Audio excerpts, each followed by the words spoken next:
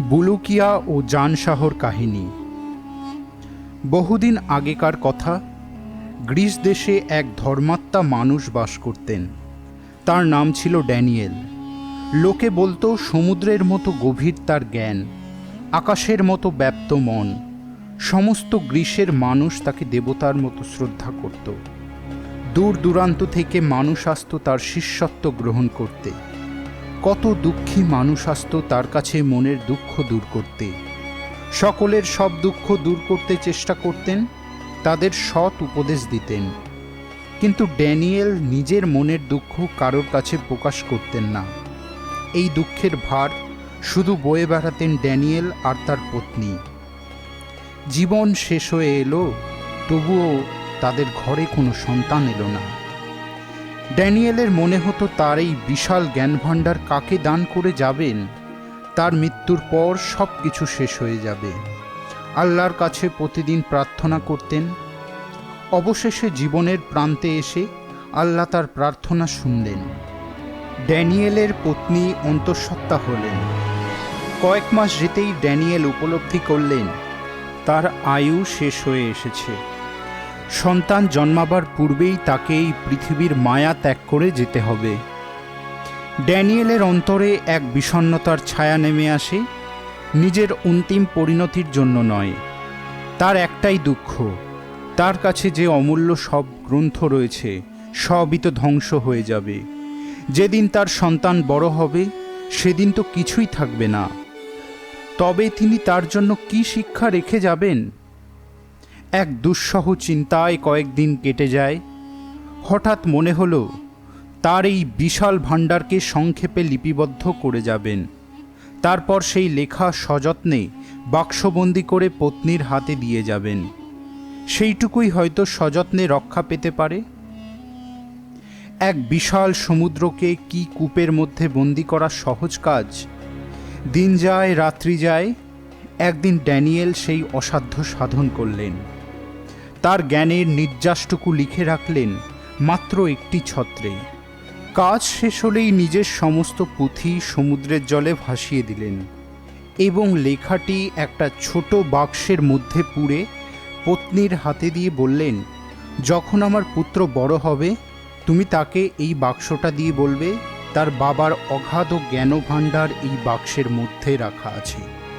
যদি সে এর অর্থ উদ্ধার করতে পারে তবে সে হবে পৃথিবীর অন্যতম শ্রেষ্ঠ জ্ঞানী। সন্তান জন্মের দিন যতই এগিয়ে আসে ড্যানিয়েল বুঝতে পারেন তার জীবনের দিন ততই ফুরিয়ে আসছে। হয়তো আর মাত্র কয়েকটা দিন। সমস্ত প্রহর প্রার্থনাতেই মুখর হয়ে থাকেন তিনি। এক সময় পত্নীকে ডাকলেন, মৃদুস্বরে বললেন, আমি চললাম। আমার সন্তানকে তুমি মানুষ করো, তার নাম রেখো হাসিব। নীরব হলেন ড্যানিয়েল। ঠোঁট দুটি সামান্য নড়ে উঠল। আল্লাহর কাছে শেষ প্রার্থনা করলেন। তারপরই চিরনিদ্রায় শায়িত হলেন। সমস্ত দেশ জুড়ে শোকের ছায়া নেমে এলো। হাজার হাজার মানুষ তাদের অশ্রু সজল চোখে বিদায় জানালো মহাপ্রাণ ড্যানিয়েলকে। তার এক মাস পরেই ড্যানিয়েলের পত্নী পুত্র সন্তানের জন্ম দিল। ড্যানিয়েলের ইচ্ছামতো পুত্রের নাম রাখা হলো হাসিব। যেমন গায়ের রং তেমনি সুন্দর মুখ, ঠিক যেন এক শিশু ফরিস্তা। 1 বছর বয়স হতেই হাসিবের ভাগ্য গণনার জন্য দেশের শ্রেষ্ঠ জ্যোতিষীদের আহ্বান করা হলো। সকলে জন্মক্ষণ গ্রহ নক্ষত্র ভাগ্যরেখা দেখে মত দিলেন এই সন্তান দীর্ঘজীবী হবে। জ্ঞান বিদ্যা খ্যাতি অর্থ সমস্তই এর করায়ত্ত হবে। কিন্তু এই সবই নির্ভর করছে যৌবনের এক মহা দুর্যোগ থেকে। যদি ও নিজেকে রক্ষা করতে পারে তবেই। দুশ্চিন্তায় মায়ের মুখ গম্ভীর হয়। এই দুর্যোগ থেকে কি ও রক্ষা পাবে না? আল্লাহর উপর বিশ্বাস রাখুন। আল্লাহ যদি সহায় থাকেন, কার সাধ্য মানুষের ক্ষতি করে? মায়ের মন থেকে তবুও শঙ্কা দূর হয় না। পুত্রকে বুকে আঁকড়ে রাখেন। দেখতে দেখতে শিশু হাসিব বড় হয়ে উঠতে থাকে। মা দেশের সেরা পণ্ডিতদের কাছে পাঠালেন বিদ্যা অর্জনের জন্য। কিন্তু কে বলবে এ মহাপণ্ডিত ড্যানিয়েলের পুত্র? পড়াশোনায় মন নেই, সারাদিন শুধু খেলা আর মাঠে ঘাটে ঘুরে বেড়ানো ছাড়া কোনো কিছুতেই মন নেই হাসিবের। দুঃখে মায়ের বুক ফেটে জল আসে। হাসিবকে নিয়ে কত আশা ছিল, কিছুই হলো না। অসৎ বন্ধুদের সঙ্গে মিশে ক্রমশই পাপের পিচ্ছিল পথে নামতে আরম্ভ করল।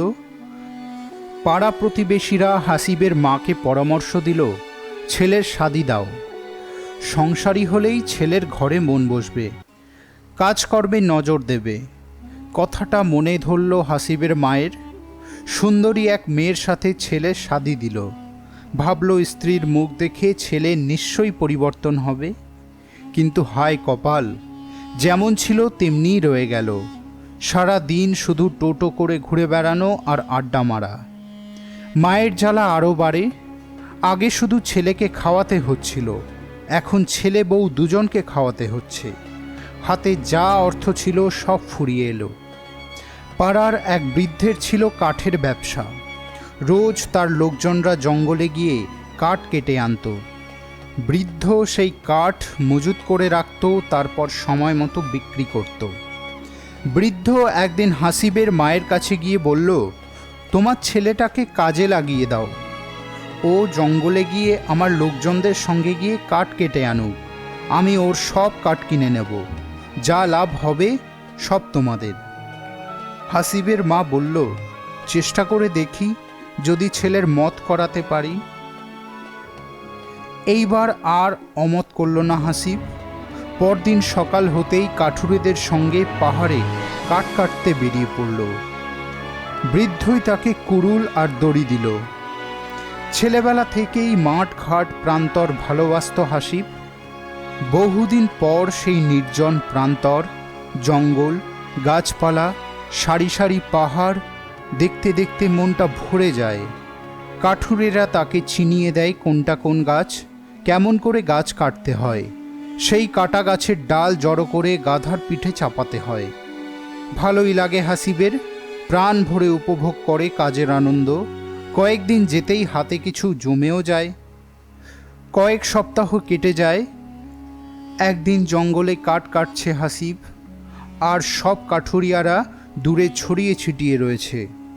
হঠাৎ হাসিবের হাত থেকে কুড়ুলটা মাটিতে ছিটকে পড়ে ঠং করে আওয়াজ হলো, ঠিক যেন কোনো লোহায় গিয়ে আঘাত করল। তাড়াতাড়ি এগিয়ে গিয়ে কিছুটা মাটি সরাতেই একটা বড় লোহার ঢাকনি বেরিয়ে এলো। এখানে কোনো গুপ্তধন পোতা নেই তো? দু হাতে ঢাকনিটা ধরে টানতে আরম্ভ করলো হাসিব।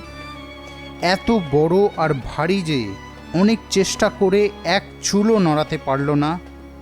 তাড়াতাড়ি সব কাঠুরিয়াদের ডাক দিতেই তারা ছুটে এলো। সকলে মিলে টান মারতেই ঢাকনিটা উঠে এলো। উকি মারতেই সকলে দেখল একটা সুড়ঙ্গ নেমে গিয়েছে। 8-10 হাতের বেশি গর্ত নয়। নিচে পরিষ্কার দেখা যাচ্ছে পরপর মাটির হাঁড়ি বসানো। একজন বলল, হাসিব, তোমার অল্প বয়স, তুমি দড়ি ধরে নেমে যাও, তারপর হাঁড়িগুলি দড়িতে বেঁধে উপরে তুলে দিও। মনে হচ্ছে ওর মধ্যে নিশ্চয়ই গুপ্তধন আছে। ওই গুপ্তধন পেলে আর আমাদের জঙ্গলে কাঠ কাটতে হবে না, আমরা সহজেই বড়লোক হয়ে যাব। হাসিব আর কোনো আপত্তি করল না। কোমরে কুড়ুল গুজে দড়ি ধরে তরতর করে নিচে নেমে গেল। প্রত্যেকটি হাঁড়ির মুখ ঢাকা, ভেতরে কি আছে কে জানে। হাসিব হাঁড়ির মুখে দড়ি বেঁধে এক এক করে সব কটা হাঁড়ি তুলে দিল। শেষ হাঁড়িটা তুলতেই সকলে মিলে হাঁড়ি নিয়ে কাড়াকাড়ি শুরু করে দিল। সকলেরই ভাগে একটা করে হাঁড়ি পড়েছে। যে যার হাঁড়ি নিয়ে দে ছুট। খানিক দূরে গিয়ে একজন বলে উঠল, গর্তের মধ্যে যে হাসিব রয়ে গিয়েছে। আরেকজন বলল, থাকগে, ওকে তুললেই তো আমাদের থেকে ভাগ দিতে হবে, তার চেয়ে ও যেমন গর্তে আছে তেমনি থাক। বাড়ি গিয়ে সবাইকে বলবো হাসিবকে বাঘে খেয়েছে। দিনও শেষ হয়ে এসেছিল, আর কেউ দাঁড়ালো না। যে যার গাধার পিঠে হাঁড়ি চাপিয়ে বাড়ি ফিরে গেল। কিন্তু বাড়ি গিয়ে হাঁড়ি খুলতেই তো সবার চক্ষু চড়ক গাছ। কোনো হাঁড়িতেই মোহর বা ধনরত্ন নেই, হাঁড়ি ভর্তি শুধু মধু। সকলেই মনে মনে আফসোস করে, শুধু এইটুকু মধুর জন্য ছেলেটাকে গর্তে ফেলে রেখে এলাম। এদিকে হাসিবকে না দেখে বৃদ্ধ বলল, হাসিব কোথায়? কেউ আর কোনো কথা বলে না। সবাই মাথা নিচু করে ওর মুখ চাওয়াচাই করতে থাকে। শেষে একজন চোখ মুছতে মুছতে বলল, আমরা সকলে গাছ কাটছিলাম। হাসিবও গাছ কাটছিল। হঠাৎ কোথা থেকে বিরাট একটা বাঘ এসে ঝাঁপিয়ে পড়ল হাসিবের ওপর। এত বড় বাঘ আমরা আগে কোনোদিনও দেখিনি। হাসিবের চিৎকার শুনে আমরা কুড়ুল নিয়ে বাঘকে তাড়া করলাম, কিন্তু আমরা পৌঁছাবার আগেই বাঘটা হাসিবকে মুখে তুলে নিয়ে কোথায় যে পালিয়ে গেল। সারা সকাল দুপুর খোঁজ করেও তার কোনো সন্ধান পেলাম না। বুড়ো তো কেঁদেই ফেলল। তোদের ভরসায় আমি ছেলেটাকে পাঠালাম, এখন ওর মার কাছে গিয়ে কী বলবো? কেউ আর কোনো জবাব দিল না। ওদিকে সবাই চলে যাওয়ার পরেও হাসিব গলা ছেড়ে চিৎকার করে ডাকতে থাকে, কিন্তু কারোর সাড়া না পেয়ে বুঝতে পারল সবাই গুপ্তধনের লোভে তাকে এখানে ফেলে রেখে পালিয়ে গিয়েছে। হাপুস নয়নে কেঁদে ফেলল হাসিব।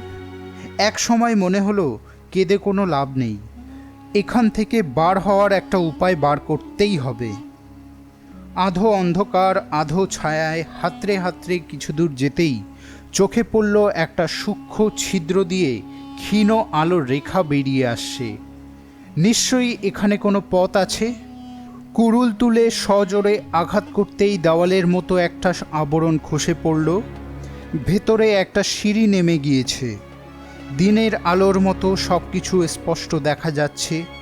কুড়ুলটা শক্ত করে ধরে সিঁড়ি দিয়ে নামতে আরম্ভ করল হাসিব। 10-12 ধাপ নামতেই বিরাট একটা প্রশস্ত জায়গা, চারিদিকে উঁচু পাঁচিল দেওয়া। পাঁচিলের গায়ে একটা চওড়া দরজা।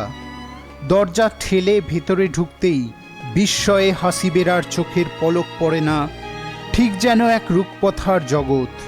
বিশাল এক সরোবর, কোথাও কোনো মাটি নেই, সর্বত্র হিরে চুনি পান্না ছড়িয়ে আছে। তার উপর দিয়ে হেঁটে চলে হাসিব। এক জায়গায় পান্নার ছোট্ট একটা পাহাড়, তার উপরে সোনার সিংহাসন। আস্তে আস্তে উঠে গিয়ে সিংহাসনে বসল হাসিব। সাথে সাথে তার কানে এলো দূর থেকে ভেসে আসছে মৃদু গুঞ্জন। বেজে উঠেছে নানান সুর। বিস্ময়ে হাসিব চতুর্দিকে তাকায়, কোথা থেকে আসছে এই গুঞ্জন, এই সুর? একটু পরেই তার চোখে পড়ল মিছিলটা এগিয়ে আসছে। তাড়াতাড়ি সিংহাসন ছেড়ে পাশে গিয়ে দাঁড়িয়ে পড়ল।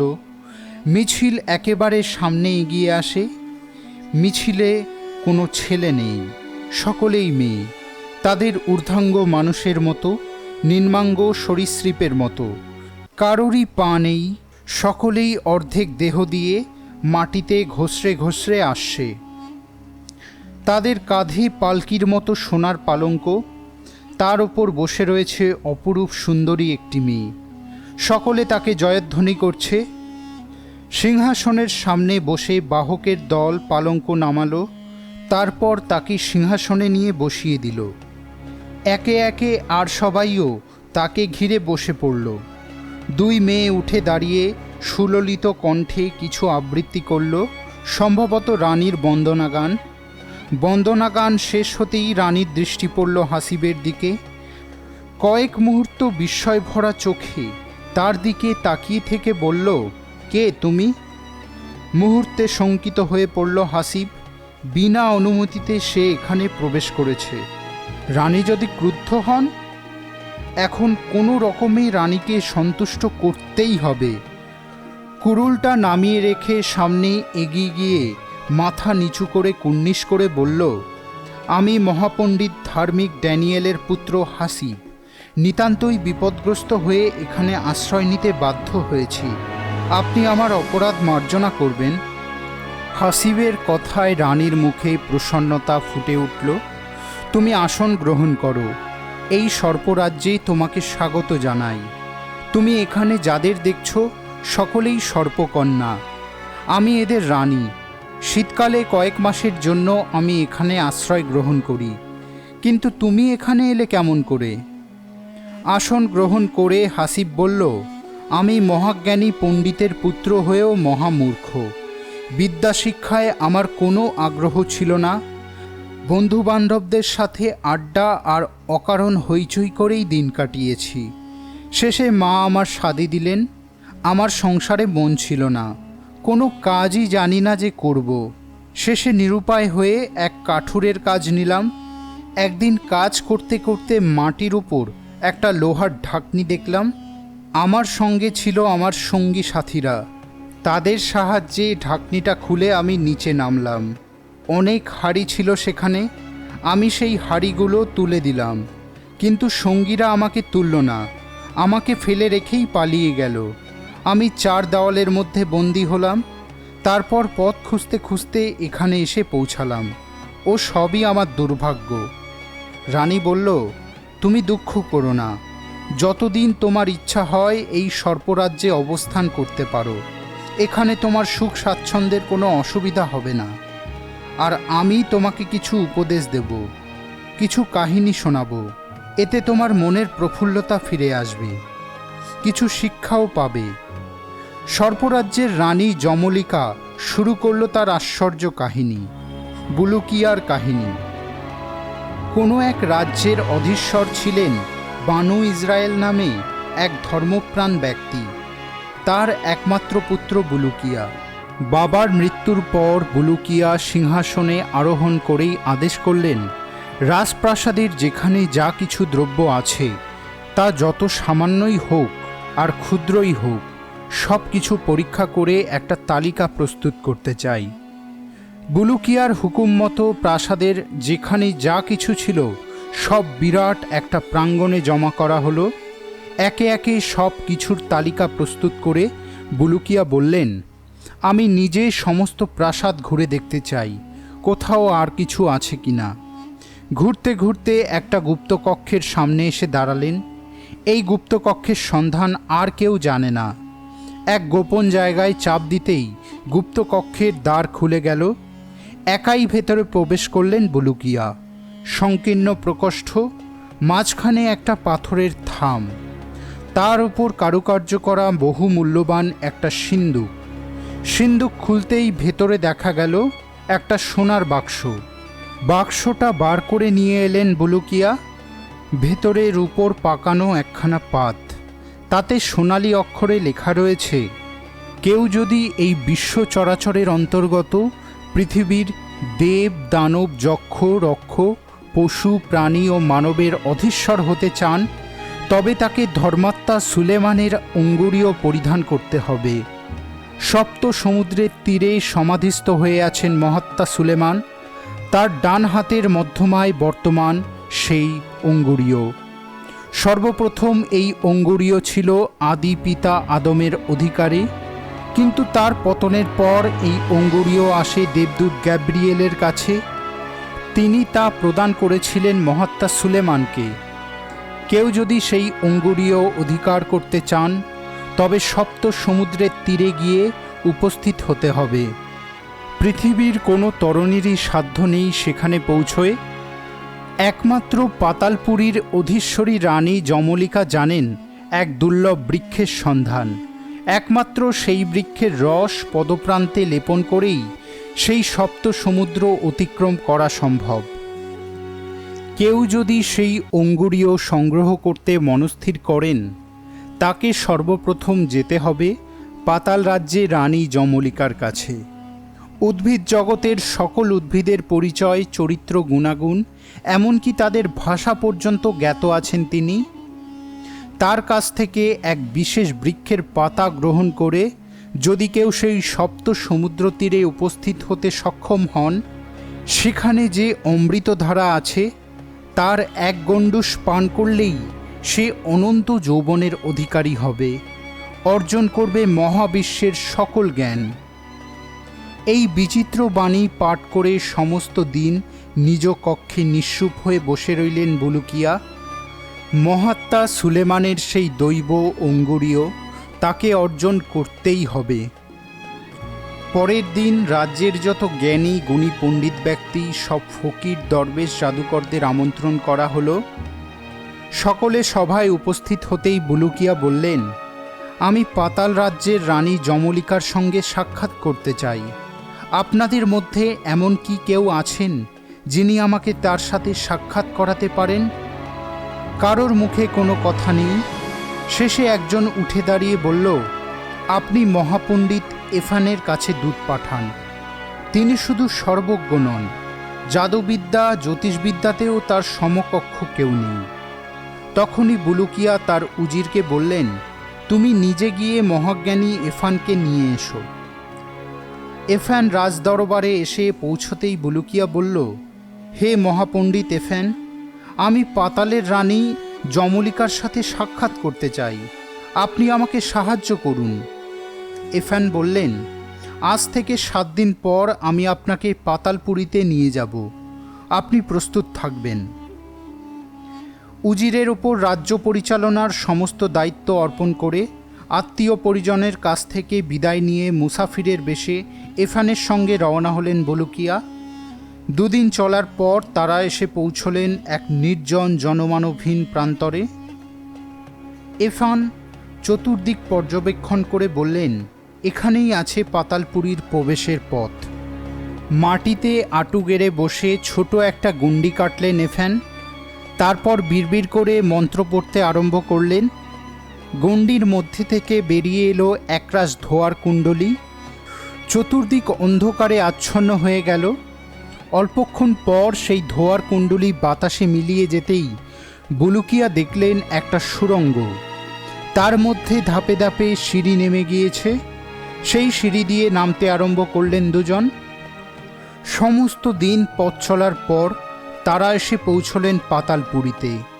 হাঁটতে হাঁটতে একসময় এসে দাঁড়ালেন এই সরোবরের কূলে। দীর্ঘক্ষণ কাহিনী বলতে বলতে ক্লান্ত হয়ে পড়েছিলেন রানী যমলিকা। তার ইঙ্গিতে নাগকন্যারা খাবার নিয়ে এলো, অধিকাংশই বিভিন্ন গাছের ফল। এক পাত্র ফল নিজে নিলেন যমলিকা, আরেকটি পাত্র দিলেন হাসিবকে। খাওয়া শেষ হতেই যমলিকা শুরু করলেন তার কাহিনী। যখন দুজনে আমার কাছে এসে দাঁড়ালো, আমি তাদের স্বাগত জানালাম। এ আমাদের পাতালপুরীর বৈশিষ্ট্য, আমরা কখনো অতিথিদের অসম্মান করি না। তারা আমার কাছে এসে বলল, আমরা সপ্ত সমুদ্র পার হব, আপনি আমাদের উপযুক্ত গাছের সন্ধান দিন। আমি দুজনকে সাথে নিয়ে সেই গাছের অন্বেষণে বেরিয়ে পড়লাম। আমি যে গাছ দেখি তাকেই প্রশ্ন করি, গাছ তার নিজের ভাষায় উত্তর দেয়। অবশেষে চোখে পড়ল একটা পাথরের আড়ালে একটা লতানো গাছ। অসংখ্য ছোট ছোট লাল ফুল ফুটেছে তাতে। আমি জিজ্ঞাসা করবার আগেই লতা গাছ বলে উঠল, আমি হচ্ছি সেই গাছ, আমার পাতার রস দুপায়ে মেখে সপ্ত সমুদ্র পার হতে হয়। আমি বললাম, এই হচ্ছে সেই গাছ যার সন্ধানে আপনারা এখানে এসেছেন। সাথে সাথে দুজনে গাছের পাতার রস বার করে দুপাত্র ভর্তি করলেন। আমি জিজ্ঞাসা করলাম, আপনারা কিসের সন্ধানে সমুদ্রে পাড়ি দিতে চাইছেন? বুলুকিয়া জবাব দিলেন, আমরা সুলেমানের সেই অমূল্য অঙ্গুরীয় আনতে চাই। আমি বললাম, এ অসম্ভব, পৃথিবীর কোনো জীবন্ত প্রাণীর পক্ষেই সেই অঙ্গুরীয় সংগ্রহ করা শুধু যে অসাধ্য তাই নয়, নিশ্চিত মৃত্যুকে বরণ করা। আপনারা এই ইচ্ছা ত্যাগ করুন। অসম্ভব, গর্জে ওঠেন এফান, আমরা সেখানে যাবই। এফান, আপনি জ্ঞানবৃদ্ধ, আপনাকে কোনো উপদেশ দেব না, কিন্তু বুলুকিয়া, তুমি তরুণ, তোমার সামনে এখনো অনন্ত জীবন। কেন তুমি তোমার সেই সুন্দর জীবনকে বিনষ্ট করবে? তুমি তোমার রাজ্যে ফিরে যাও। আমি তোমাকে এমন গাছ দিচ্ছি যা খেলে তুমি আমৃত্যু যৌবন ভোগ করতে পারবে, কোনো ব্যাধি তোমাকে স্পর্শ করতে পারবে না। কিন্তু তাদের কেউই আমার উপদেশে কর্ণপাত করল না। এই দুনিয়ার অধীশ্বর হওয়ার স্বপ্নেই বুলুকিয়া বিভোর। তারা আর মুহূর্তকাল বিলম্ব না করে রওনা দিল। পাতালপুরী থেকে বার হয়ে তারা এসে পৌঁছল সমুদ্রের তীরে। অশান্ত সমুদ্র, তার বিশাল ঢেউ এসে আশ্রয় পড়েছে সাগরের কূলে। এক একটা ঢেউ যেমন বিশাল, তেমনি ভয়ঙ্কর তার গর্জন। ভয়ে বুক শুকিয়ে গেল বুলুকিয়ার। কেমন করে আমরা এই সমুদ্র পার হব? আমাদের সঙ্গে তো পাতালপুরীর লতার রস রয়েছে, আগে দু পায়ে এই রস মেখে নিই, তারপর এগিয়ে যাব। দু পায়ে রস মেখে নিয়ে জলে পা রাখতেই অবাক কাণ্ড, আশ্চর্য, তারা জলে ভেসে রয়েছে। মনে হচ্ছে কোনো শক্ত জমির ওপর দিয়ে হাঁটছে। বেশ কয়েকবার হাঁটার পর মন থেকে ভয় কেটে গেল। আর মুহূর্ত মাত্র কেউ অপেক্ষা করল না, সমুদ্রের বুকের ওপর দিয়ে ছুটতে আরম্ভ করল। 3 দিন 3 রাত ছোটবার পর তারা এসে পৌঁছল এক অজানা দ্বীপে। সেই দ্বীপের অনুপম সৌন্দর্য দেখে তারা দুজনেই মুগ্ধ। চতুর্দিকে নানান ফুলের সমারোহ, যেমন বিচিত্র তাদের বর্ণ, তেমনি সুগন্ধ। কিছু কিছু ফুল যেমন বেল, গোলাপ, পদ্ম, গন্ধরাজ তাদের পরিচিত, তবে অধিকাংশই জীবনেই প্রথম দেখছে। অসংখ্য পাখি আর প্রজাপতি তাদের রং বেরঙের পাখা মেলে উড়ে বেড়াচ্ছে। দ্বীপের মাঝখান দিয়ে এক স্রোতস্বিনী বয়ে চলেছে, তার মৃদু তরঙ্গ যেন সঙ্গীতের মধুর ধ্বনি। মাঝে মাঝে ফলের গাছ, সমস্তই যেন কেউ পরিপাটি করে সাজিয়ে রেখেছে। বিশ্রামের জন্য ছোট ছোট ছায়াবীথি। সমস্ত দ্বীপ পরিভ্রমণ করে দুজনে এক ছায়াবীথির নিচে শয্যা পাতল। সন্ধে হয়ে এসেছিল, অন্ধকারে আবৃত হলো সমস্ত দ্বীপ। দুজনেই ঘুমিয়ে পড়েছিল। হঠাৎ একটা প্রচণ্ড কম্পনে ঘুম ভেঙে গেল। উঠে বসতেই মনে হলো অসীম শক্তিধর কেউ সমস্ত দ্বীপটাকে ধরে নাড়ছে। মুহূর্তে একটা আলোর আভায় চতুর্দিকের অন্ধকার দূর হয়ে গেল। সমুদ্র থেকে উঠে এলো এক দানব, তার মুখে বিশাল জ্বলন্ত এক অগ্নিকুণ্ড, তার সাথে অসংখ্য দানব, হিংস্র জানোয়ার। সকলেই ভীত সন্ত্রস্ত। সমস্ত রাত সেইভাবেই কেটে গেল। রাত্রির অন্ধকার দূর হয়ে ভোরের আলো ফুটতেই সেই দানবের দল সমুদ্রের মধ্যে অন্তর্লীন হয়ে গেল। বনের পশুরা ফিরে গেল তাদের আশ্রয়ে। ছায়াবীথির আড়াল থেকে বেরিয়ে এলো দুজন। সমস্ত রাত্রি এক মুহূর্তের জন্যে কেউ নিদ্রা যায়নি। আতঙ্কে দুজনেই বিবর্ণ ফ্যাকাশে হয়ে গিয়েছিল। এফ্যান বললেন, আর এখানে অপেক্ষা করা ঠিক হবে না, এইবার আমাদের এগিয়ে যেতেই হবে। আবার সেই পাতার রস পায়ে লাগিয়ে দুজনে দ্বিতীয় সমুদ্রের ওপর দিয়ে হেঁটে চললেন। দীর্ঘ 10 দিন পথ চলার পর তারা এসে পৌঁছলেন বিশাল পর্বতমালায় ঘেরা এক স্থলভূমিতে। নির্জন বেলাভূমির রুক্ষ বন্ধুর পর্বতমালার মধ্যে এমন মনোমুগ্ধকর সৌন্দর্য থাকতে পারে আগে কোনো দিনও উপলব্ধি করতে পারেননি। দুজনে একটা বড় পাথরের ওপর উঠে দাঁড়ালেন। দিন শেষ হয়ে এসেছিল। হঠাৎ একটা তীব্র গর্জনে দুজনেই চমকে উঠলেন। বিশাল দেহী এক ভয়ঙ্কর বাঘ ছুটে আসছে তাদের দিকে। দুজনে ছুটতে আরম্ভ করলেন, কিন্তু বাঘের গতি অনেক দ্রুত। ক্রমশই দূরত্ব কমতে থাকে। হঠাৎ স্মরণে এলো, সমুদ্রের জলে নামলে তো বাঘের সাধ্য নেই তাদের ক্ষতি করে। সাথে সাথে দুজনে জলে ঝাঁপিয়ে পড়লেন। সমুদ্রের জলের ওপর দিয়ে কিছু দূর হেঁটে যেতেই বাঘটা তীরে দাঁড়িয়ে পড়ল। স্থলেই তার যত ক্ষমতা। কিছুক্ষণ অপেক্ষা করেই ফিরে গেল বাঘ। এইবার শুরু হলো তৃতীয় সমুদ্র যাত্রা। 2 দিন চলবার পর ঝোড়ো হাওয়া বইতে আরম্ভ করল। সারা আকাশ ঘোর কৃষ্ণবর্ণ মেঘে ছেয়ে গেল। শুরু হলো ঝোড়ো হাওয়া, যেমন তার বেগ তেমনি গর্জন। মনে হচ্ছিল এক বিশাল দৈত্য যেন প্রলয় মাতনে মেতে উঠেছে। তার সাথে মত্ত হয়ে উঠেছে সমুদ্রের বিশাল ঢেউ। দুজনে একবার সেই ঢেউয়ের পিঠে চেপে আকাশে পৌঁছে যায়, তার পর মুহূর্তে নেমে আসে পাতালে। এমনিভাবে পুরো একটা দিন অতিক্রান্ত হয়ে যায়। সমস্ত শরীর অবসন্ন ক্লান্ত হয়ে পড়ে। কোনো রকমে দেহটাকে টানতে টানতে নিয়ে এগিয়ে চলে। হঠাৎ চোখে পড়ল সামনেই একটা দ্বীপ। দুজনে ছুটতে আরম্ভ করলেন।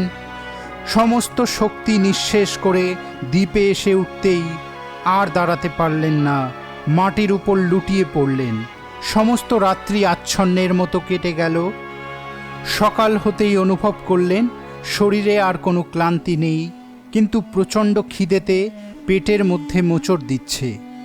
অল্প কিছু দূর যেতেই চোখে পড়ল সারি সারি ফলের গাছ।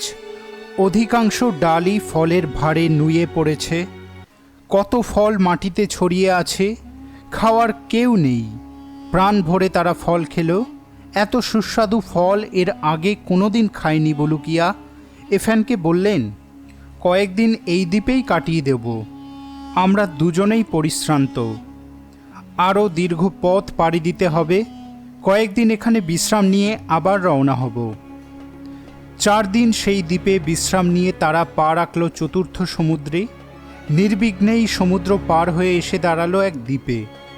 চতুর্দিকে শুধু মরুভূমির মতো বালির রাশি, কোথাও সবুজের এক টুকরো চিহ্ন পর্যন্ত নেই।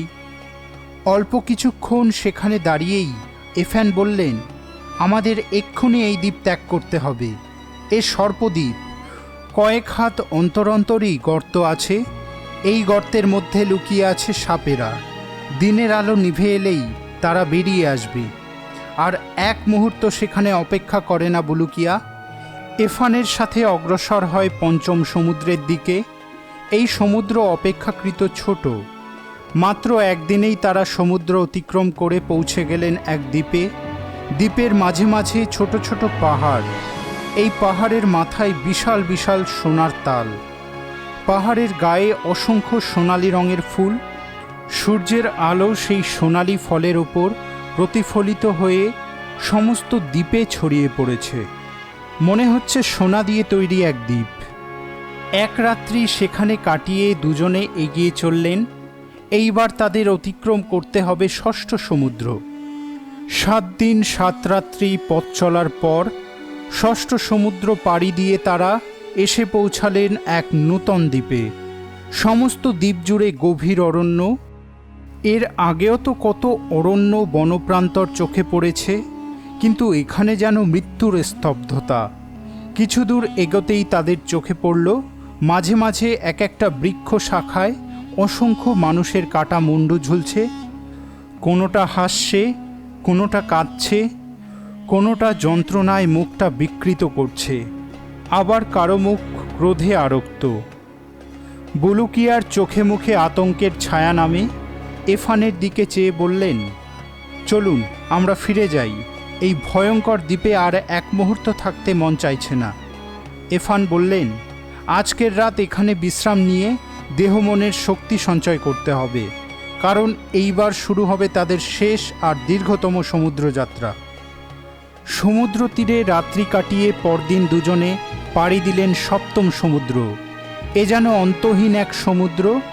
চলছেন তো চলছেন, দিন যায় মাস যায়, কবে এ পথের শেষ হবে কেউ জানে না। সাথে সামান্য যেটুকু খাবার ছিল তাও ফুরিয়ে যায়। নিতান্তই নিরুপায় হয়ে সমুদ্র থেকে কাঁচা মাছ তুলে নিয়ে খান।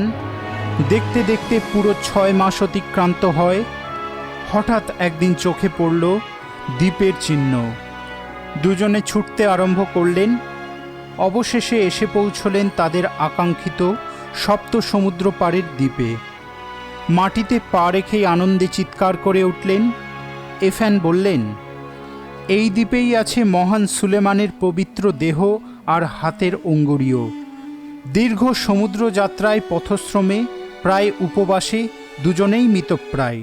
কোনো রকমে দেহটাকে টানতে টানতে নিয়ে এলেন একটা গাছের গোড়ায়। সমস্ত গাছ ফলে ফলে ভরে আছে।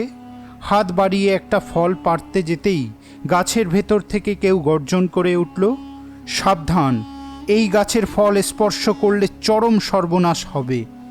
সাথে সাথে মাটি ফুঁড়ে বেরিয়ে এলো এক বিশাল দানব। এফান বললেন, হে শক্তিমান দানব, আমরা ক্ষুধার্ত, এই গাছের ফল খেতে চাই।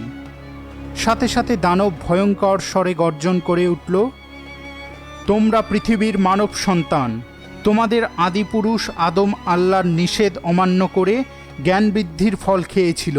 তার পাপ তোমাদের সকলকে স্পর্শ করেছে। কোনো মনুষ্য সন্তান এই বৃক্ষের ফল খেতে পারবে না। আমি এর প্রহরী। কেউ আমার নিষেধ অমান্য করলে মুহূর্তে তাকে হত্যা করব। দুজনেই বুঝতে পারলেন এখানে অপেক্ষা করে কোনো লাভ নেই। ক্লান্ত অবসন্ন ক্ষুধার্ত দেহটাকে টেনে নিয়ে চললেন দ্বীপের অভ্যন্তরে। কিছু দূর যেতেই চোখে পড়ল একটা ঝর্ণা, তার পাশে অসংখ্য ফলের গাছ। ফল খেয়ে ঝর্ণার ধারে তৃষ্ণা মেটালেন।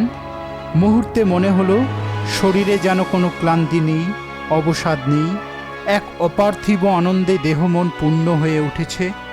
এফান বললেন, এইবার আমাদের খুঁজে বার করতে হবে কোথায় শায়িত আছেন ধর্মাত্মা সুলেমানের পবিত্র দেহ। সমস্ত দিন দ্বীপের এক প্রান্ত থেকে আরেক প্রান্ত ঘুরে বেড়ালেন দুজন, কোথাও কিছু চোখে পড়ে না। রাত্রি নামতেই দুজনে সমুদ্রের পাড়ে গিয়ে বিশ্রাম করেন। পরদিন সকাল হলেই দুজন আবার বেরিয়ে পড়লেন অন্বেষণে। একদিন দুদিন করে 3 দিন কেটে গেল। বুলুকিয়ার মনে সন্দেহ দোলা দেয়, তবে কি এখানে সুলেমানের দেহ নেই? এফান বললেন, প্রাচীন পুঁথিতে লেখা আছে এই দ্বীপেই আছে সুলেমানের দেহ, আমাদের আরও অন্বেষণ করতে হবে। সমস্ত দিন ধরে ঘুরতে ঘুরতে একটা বড় পাহাড়ের প্রান্তে এসে পৌঁছলেন। সামনেই একটা বিরাট পাথর, তার গায়ে দুজনে হেলান দিয়ে বসলেন। হঠাৎ মনে হলো পাথরের মধ্যে দিয়ে যেন মৃগনাভির গন্ধ ভেসে আসছে। মুহূর্তে চঞ্চল হয়ে উঠলেন এফান। কিছুক্ষণ স্থির হয়ে বসে রইলেন, তারপরই চিৎকার করে উঠলেন, সন্ধান পেয়েছি, এই পাথরের নিচেই আছে মহাত্মা সুলেমানের পবিত্র দেহ। উঠে দাঁড়ালেন এফান, বুকের ওপর হাত রেখে কিছুক্ষণ মন্ত্র পড়লেন, তারপর এক মুঠো ধুলো ছুঁড়ে দিলেন পাথরটার উপর। মুহূর্তে অত বড় বিশাল পাথরটা ভেঙে টুকরো টুকরো হয়ে চতুর্দিকে ছড়িয়ে পড়ল। দেখা গেল বিশাল এক গহ্বর, তার মধ্যে দিয়ে সিঁড়ি নেমে গিয়েছে। সেখান থেকে ভেসে আসছে অপূর্ব সুগন্ধ।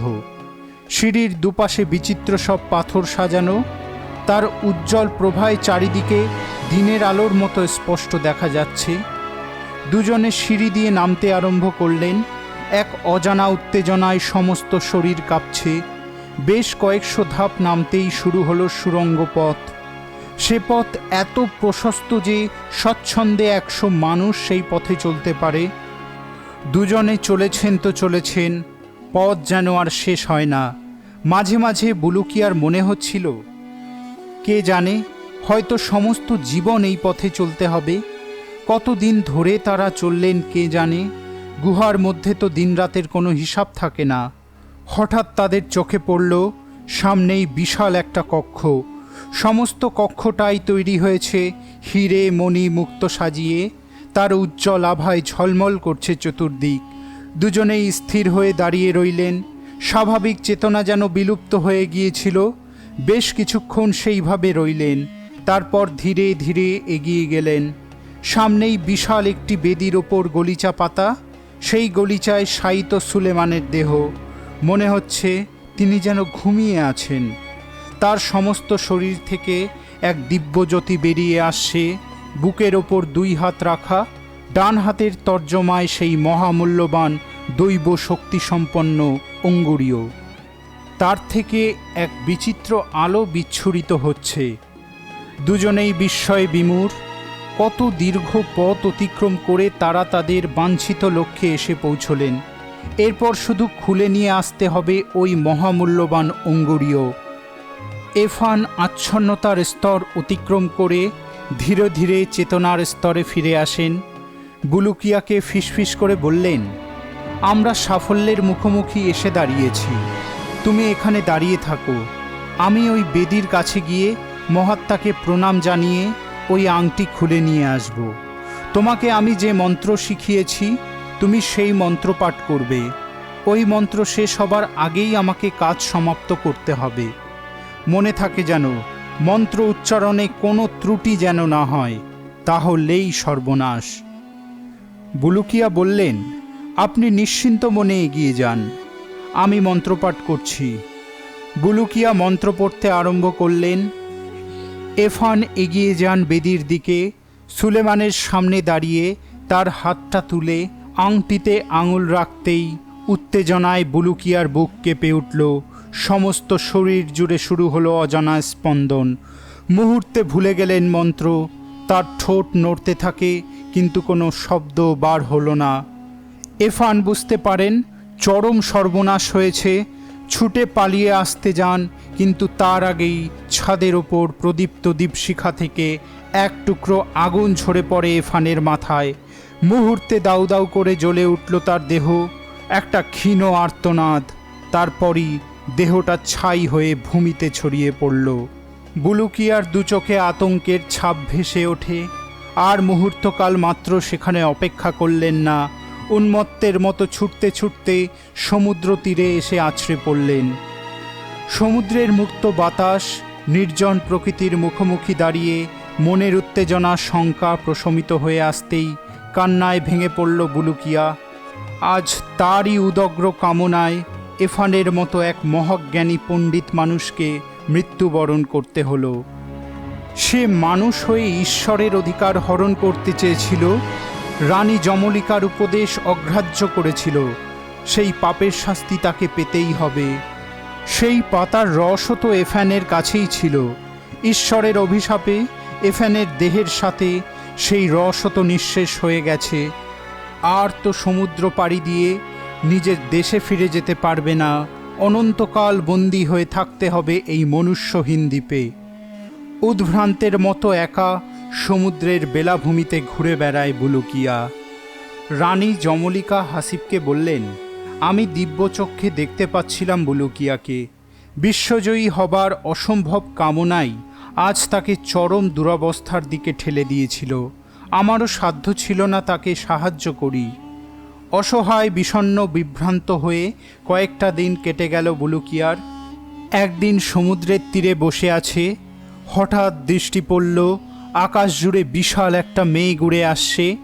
মেঘের সাথে বিচিত্র শব্দের গর্জন, মনে হচ্ছে শত শত মানুষ কোনো বাদ্যযন্ত্র বাজাচ্ছে, তলোয়ার ঠোকাঠুকি করছে, অট্টহাস্যে ফেটে পড়েছে।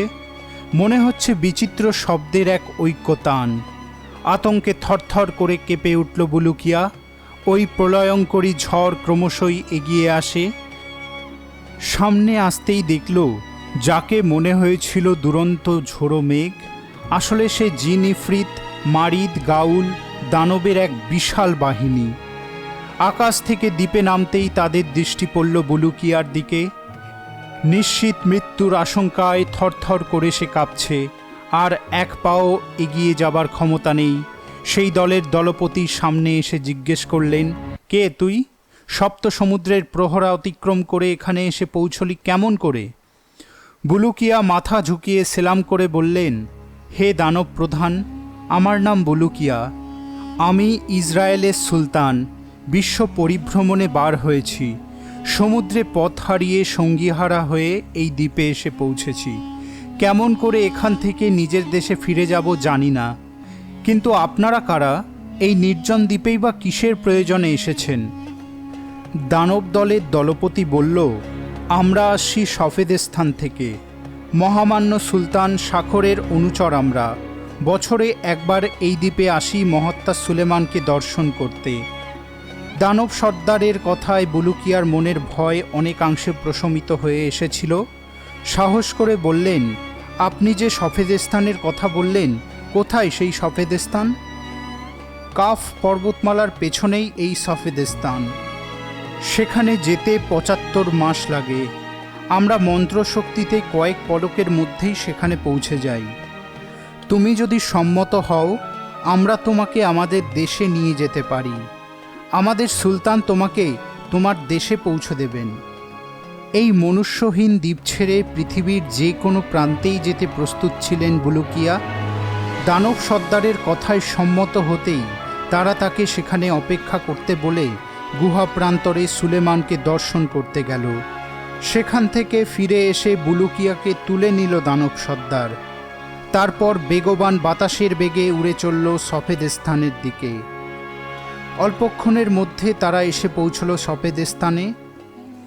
চতুর্দিকে পাহাড় হলেও সফেদস্থান সমতল। প্রাকৃতিক পরিবেশ মনোরম। মাঝে মাঝে সংকীর্ণ স্রোতস্বিনী বয়ে চলেছে, তাদের তলদেশ সোনার উপয় মোড়া। তার জলে রয়েছে অপূর্ব সৌরভ। চতুর্দিকে সোনা, হিরে মুক্ত, মাণিক্য দিয়ে তৈরি অসংখ্য কৃত্রিম গাছ। মাঝে মাঝে ছোট ছোট তাঁবু, প্রতিটি তাঁবুই বহুমূল্য কাপড়ে নকশা করা। তার মধ্যে একটা তাঁবু মখমলের কাপড়ে ঢাকা, চতুর্দিকে রত্নখচিত সোনার দণ্ড দিয়ে ঘেরা। তাঁবুর ভেতরে রেশমি কাপড় পাতা, হিরে মুক্তোর ফুল ঝুলছে। মাঝখানে রত্ন সিংহাসনে বসে আছেন সুলতান শাখর। তাকে বেষ্টন করে আছে তার অনুচররা। বুলুকিয়া সামনে গিয়ে আভূমি নত হয়ে শাখরকে কুর্নিশ করে বললেন, মহামান্য সুলতান শাখরের জয় হোক। সুলতানের মুখ প্রসন্ন হয়ে উঠল। বুলুকিয়াকে আসন গ্রহণ করতে বললেন সুলতান। তুমি কেমন করে এখানে এলে? আমি বিশ্ব পর্যটনে বার হয়েছিলাম। দুর্ভাগ্যক্রমে পথভ্রষ্ট হয়ে মহার্ঘ সুলেমানের দ্বীপে গিয়ে পৌঁছই। সেখান থেকে আপনার অনুচররা এখানে নিয়ে এসেছে। কিন্তু তোমার পরিচয়? নিজের পরিচয় দিতেই সুলতান বললেন, তুমি কয়েকদিন ধরে অভুক্ত, আমাদের সাথে ভোজন সভায় চলো। সুলতানের নির্দেশে ভোজের জন্য মখমলের গলিচা পাতা হলো। একে একে নিয়ে আসা হলো পাত্রপূর্ণ উৎকৃষ্ট সব খাবার, ফল, উটের মাংস, ভেড়ার মাথা। প্রত্যেকের সামনে স্বর্ণপাত্রে সাজিয়ে দেওয়া হলো। সকলের শেষে এলো নানান ধরনের শরাব। নাস্তা পানির পর্ব মিটতেই সুলতান বললেন, আমি তোমার সমস্ত কাহিনী শুনলাম। সম্ভবত তুমি আমাদের সম্বন্ধে কিছু জানো না। সংক্ষেপে আমি সব বলছি। তোমার দেশে ফিরে গিয়ে সকলের কাছে আমাদের কথা বলবে। মিথ্যা ধারণার বশবর্তী হয়ে কেউ যেন আমাদের বিচার না করে। সৃষ্টির আদিতে আল্লাহ সৃষ্টি করলেন আগুন। পৃথিবীর 7টি ভিন্ন লোকে তিনি এই আগুনকে আবদ্ধ করে রাখলেন। প্রথম লোকের নাম জাহান্নাম। সেই সমস্ত পাপী যাদের মনে কোনো অনুশোচনা নেই, তাদের স্থান এই লোকে। দ্বিতীয় লোকের নাম লাজা। মহর্ষিদের যারা বিশ্বাস না করে পূর্বের ধর্মান্ধতায় বিশ্বাস করে, তাদের জন্য এই লোক। তৃতীয় লোকের নাম জাহিন। এখানে গগ আর ম্যাগগদের স্থান। এবলিসদের জন্য নির্দিষ্ট হল চতুর্থ লোক, তার নামই শয়ীর। এবলিস হলেন বিদ্রোহী দেবদূতদের প্রধান। আর পঞ্চম লোকের নাম শখের। অধার্মিক, মিথ্যেবাদী, অহংকারীদের স্থান হলো এখানে। ষষ্ঠ লোকের নাম হিতমত। এখানে বিশাল গুহা তৈরি করে আল্লাহ তাতে দূষিত বাতাস আর মরক পুড়ে রাখলেন। সপ্তম লোকের নাম রাখা হলো হাওয়াই। এখানে থাকতো ভণ্ড আর অধার্মিকরা। এই 7টি লোকই ভয়াবহ। তার মধ্যে জাহান্নাম অপেক্ষাকৃত কম ভয়ঙ্কর। এখানে আছে 70,000 জ্বলন্ত পর্বত। প্রত্যেকটি পর্বতে আছে 70টি উপত্যকা। প্রত্যেক উপত্যকায় একটি শহর। সেখানে অসংখ্য বাড়িঘর, বসবার আসন। তার মধ্যে আছে 70,000 রকমের শাস্তি আর অত্যাচারের বন্দোবস্ত। এই শাস্তি দর্শন করলে তুমি উপলব্ধি করতে পারবে অবশিষ্ট 6 লোকের শাস্তি কি ভয়ঙ্কর। প্রতিটি লোকেই আল্লাহ তার অগ্নিকে লুকিয়ে রেখেছেন। পাপীরা সেই অগ্নি স্পর্শ করতে পারে না। আর এই অগ্নি থেকেই আমাদের জিন বংশের সৃষ্টি। আল্লাহ প্রথমে সৃষ্টি করলেন 2 জিন, খলিত আর মলিত। খলিতের রূপ হলো সিংহের, সে পুরুষ, আর মলিত হলো নেকড়ে, সে স্ত্রীলোক। দুজনের মিলনে সৃষ্টি হলো সরীসৃপ, ড্রাগন, বিছে, বোলতা, আরও সব বিষাক্ত জীব। পাপীদের যন্ত্রণা দেবার জন্য তাদের ছড়িয়ে দেওয়া হলো 7 লোকে। খলিত আর মলিতের দ্বিতীয় মিলনে সৃষ্টি হলো 7 পুরুষ আর 7 নারী। এদের মধ্যে সর্বশ্রেষ্ঠর নাম ইবলিস। এই ইবলিস আল্লাহর নির্দেশ অমান্য করে বিদ্রোহী হয়েছিল বলে তাকে পাঠিয়ে দেওয়া হলো 4র্থ লোকে। এই ইবলিসের ঔরসেই জন্ম হলো দুনিয়ার শয়তানের দল। তাদের সকলেরই স্থান নরকে। অবশিষ্ট 6 জন পুরুষ, 6 জন মেয়ে যারা আল্লাহর অনুশাসন মেনে চললেন, আমরা তাদেরই বংশধর। তবে আমাদের মধ্যে পূর্বপুরুষ সিংহ আর নেকড়ের রক্তধারা আজও বয়ে চলেছে, তাই আমাদের ক্ষুধা বেশি। আর তোমাদের পৃথিবীতে যে নোংরা আবর্জনা জমে থাকে, তা এই কাপ পর্বতের বরফ গলা জলে ধুয়ে যায়। তারই তুষার গলা জলে পৃথিবীর জঠর শীতল হয়। নইলে তোমাদের কারোরই সাধ্য হতো না তার প্রচণ্ড দাবদাহ সহ্য করবার। অগ্নিলোকের মতো পৃথিবীরও 7টি লোক আছে। এক একজন মহাশক্তিধর জিন সেই লোককে ধরে রেখেছে। সেই জিনেরা দাঁড়িয়ে আছে পাহাড়ের ওপর, পাহাড় রয়েছে ষাঁড়ের ওপর। ষাঁড়কে ধরে রেখেছে পেল্লায় এক মাছ। সেই মাছ অনন্তকাল ধরে মহাসমুদ্রে সাঁতার কাটছে। এই সাগরের তলদেশে রয়েছে নরকের ছাদ। নরকের 7টি স্তর। এক একটি স্তর রয়েছে বিশালদেহী এক একটা সাপের মুখে। শেষ বিচারের দিন পর্যন্ত তারা নরককে ধরে রাখবে। তারপর তারা উগরে দেবে আল্লাহর সামনে। তিনি অন্তিম বিচার করবেন। এই হলো সৃষ্টির কাহিনী। এইবার বলবো আমাদের কথা। আমরা চির অনন্ত যৌবনের অধিকারী। জরা, বার্ধক্য, ব্যাধি কখনো আমাদের স্পর্শ করতে পারে না। জীবন ফোয়ারার অমৃতধারা পান করেই আমরা লাভ করেছি চির যৌবন। সেই অমৃতধারা প্রহরা দিচ্ছেন পুণ্যাত্মা খিজর। তিনি সমস্ত ঋতুকে বিন্যস্ত করেছেন। বনানীকে করেছেন চিরসবুজ। উর্মিমুখর নদীকে দিয়েছেন দুরন্ত গতি। দিনান্তে গোধূলির আভায় সাজিয়েছেন সমস্ত পৃথিবীকে। সুলতান শাখর তার বক্তব্য শেষ করতেই বুলুকিয়া বললেন, হে মহামান্য সুলতান, আপনার কাছ থেকে যে জ্ঞান আমি লাভ করেছি সমস্ত পৃথিবীর কাছে তা প্রকাশ করব। সুলতান হাসি মুখে বললেন, তোমার মতো এমন ধৈর্যশীল শ্রোতা দুর্লভ। তোমাকে আমি পুরস্কৃত করতে চাই। তোমার যদি কোনো ইচ্ছা থাকে তো আমাকে বলো। বুলুকিয়া বললেন, আমি আমার দেশে ফিরে যেতে চাই। বেশ, আমি এক্ষুনি আদেশ দিচ্ছি, আমার অনুচর তোমাকে তোমার দেশে পৌঁছে দিয়ে আসবে। বুলুকিয়া সকলকে ধন্যবাদ দিয়ে এক জিনের পিঠে চেপে বসলেন। কয়েক পলকের মধ্যেই জিন তাকে উড়িয়ে নিয়ে গেল তার দেশে। রাজ্যের সীমানার বাইরে বুলুকিয়াকে নামিয়ে দিয়ে জিন আসমানে উড়ে গেল। নিজের আত্মীয় পরিজনের কাছে ফিরে যাওয়ার জন্য সমস্ত মন ব্যাকুল হয়ে উঠেছিল বুলুকিয়ার। দ্রুত পায়ে এগিয়ে চললেন। ফটকের দিকে কিছু দূর যেতেই একটা সমাধিক্ষেত্র। তার পাশ দিয়ে যেতে যেতে কানে এলো কান্নার শব্দ। দুটো সমাধির মধ্যে বসে আপন মনে কেঁদে চলেছে এক যুবক। তার আশেপাশে কেউ কোথাও নেই। বুলুকিয়া পায়ে পায়ে এগিয়ে গেল।